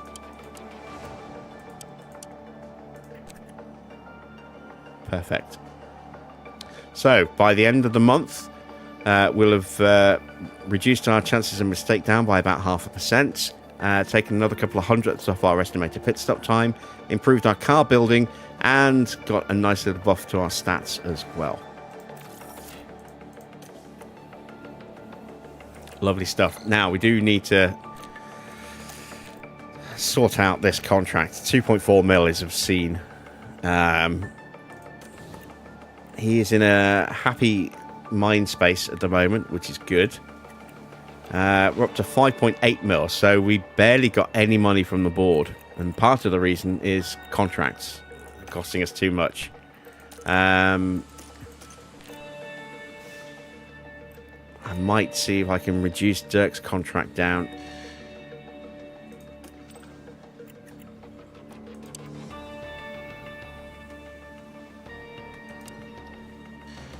We offer him a new 3-year deal. And let's drop his salary down. He's on 2.93 mil. Let's see if we can get him down to closer to 2.5.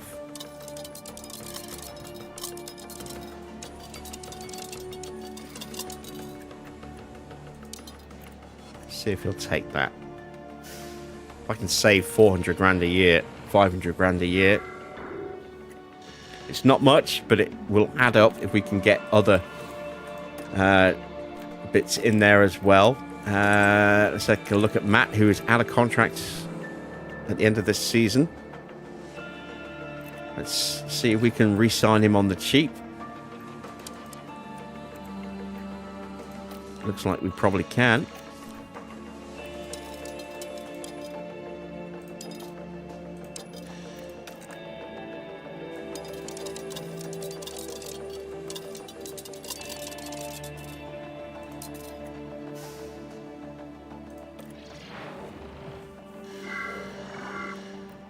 So he's currently on 1.9 mil. We've just offered him a contract that is substantially cheaper as well. So between him and Dirk, that's $1 million a year saved. If I can get Aurelian's contract down as well.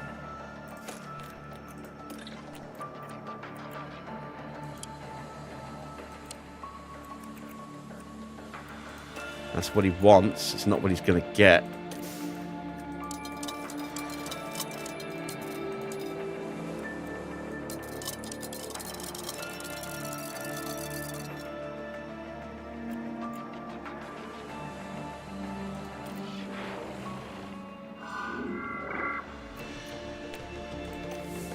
Alright, so we might lose some of that money through signing bonuses if our contracts are accepted. So we have to bear that in mind as we're about to spend a load of money. Let's start by getting the really important thing out of the way, which is the front wing project for next season.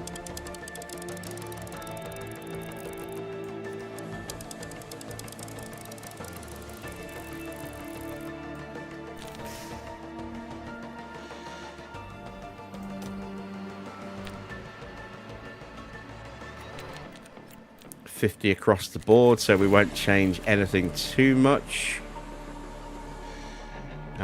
We will throw a little bit more into tyre wear. Just a little bit, though. One engineer. Confirm.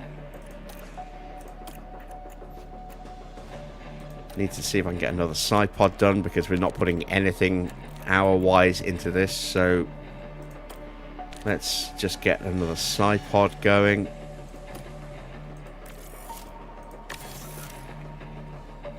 We're going to have terrible side pods next year compared to the rest of the car.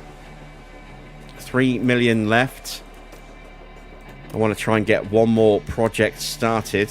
Can we gain much off a new rear wing, I wonder? Have a look.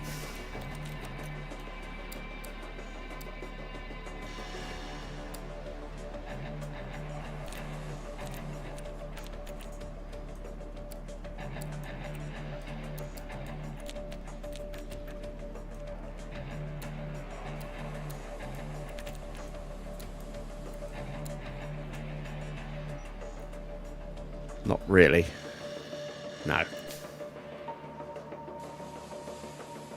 Not enough to justify it.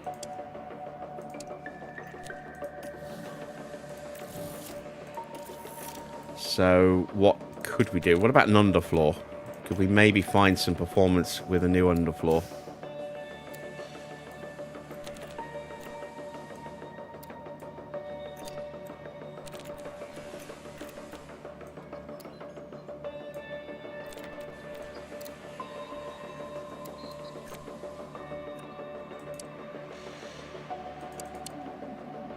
A little bit of extra downforce.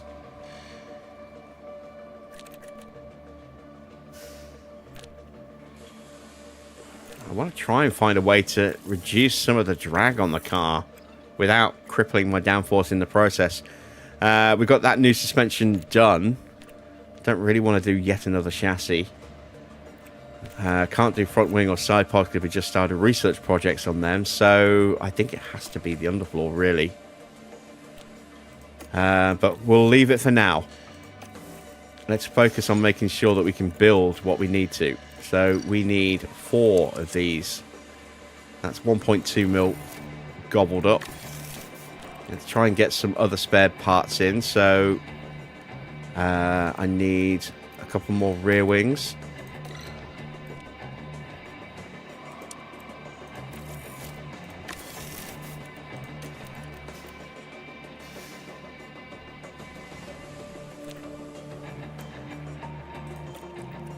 Let's get another chassis underway as well, and we'll hang on to the rest of the cash because we're going to need that if we have to sign contracts. Did we start the month without debt? No. Oh, we haven't had the breakdown yet for July. Okay.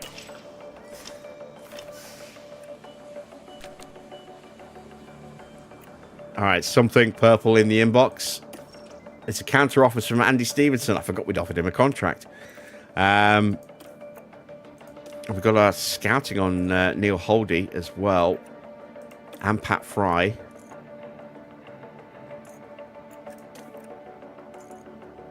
Andy Stevenson wants too much money. I kind of expected that. We've offered a contract to... oh, what's his name?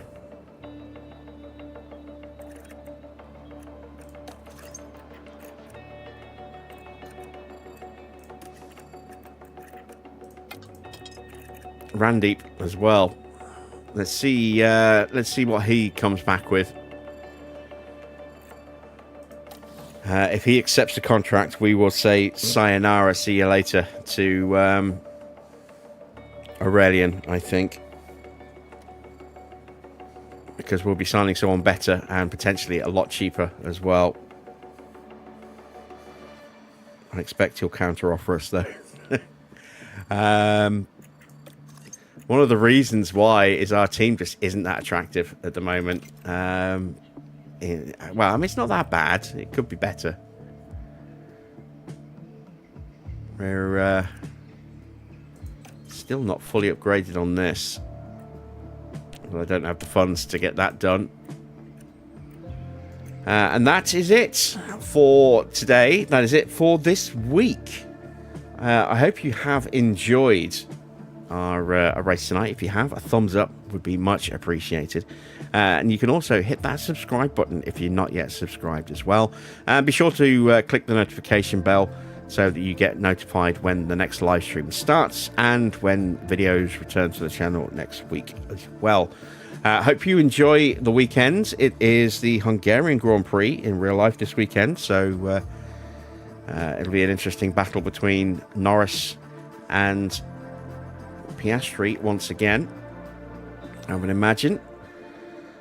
Temperature could be very high. It usually is at Hungary, which will definitely favour McLaren. And if I get the opportunity, I will do a little bit of streaming over the weekend, probably on Sunday evening with Eurotruck, but I'm not promising anything. Like I said, I've got a lot of stuff I need to get done in general this weekend, and I've also got to do a whole bunch of recording for next week now as well. So yeah, we will see where we are on Sunday. Maybe there'll be a stream, maybe there won't. I'm not promising, but I will try and get one out if I get the opportunity. I think is the best thing to say for that. I'll be back on Monday at the usual time of 8 p.m. with round 12 as we head to Silverstone. Until then, that's it from me. Thanks for watching. I am Jim Bob, and I'll be back with more F1 Manager very soon.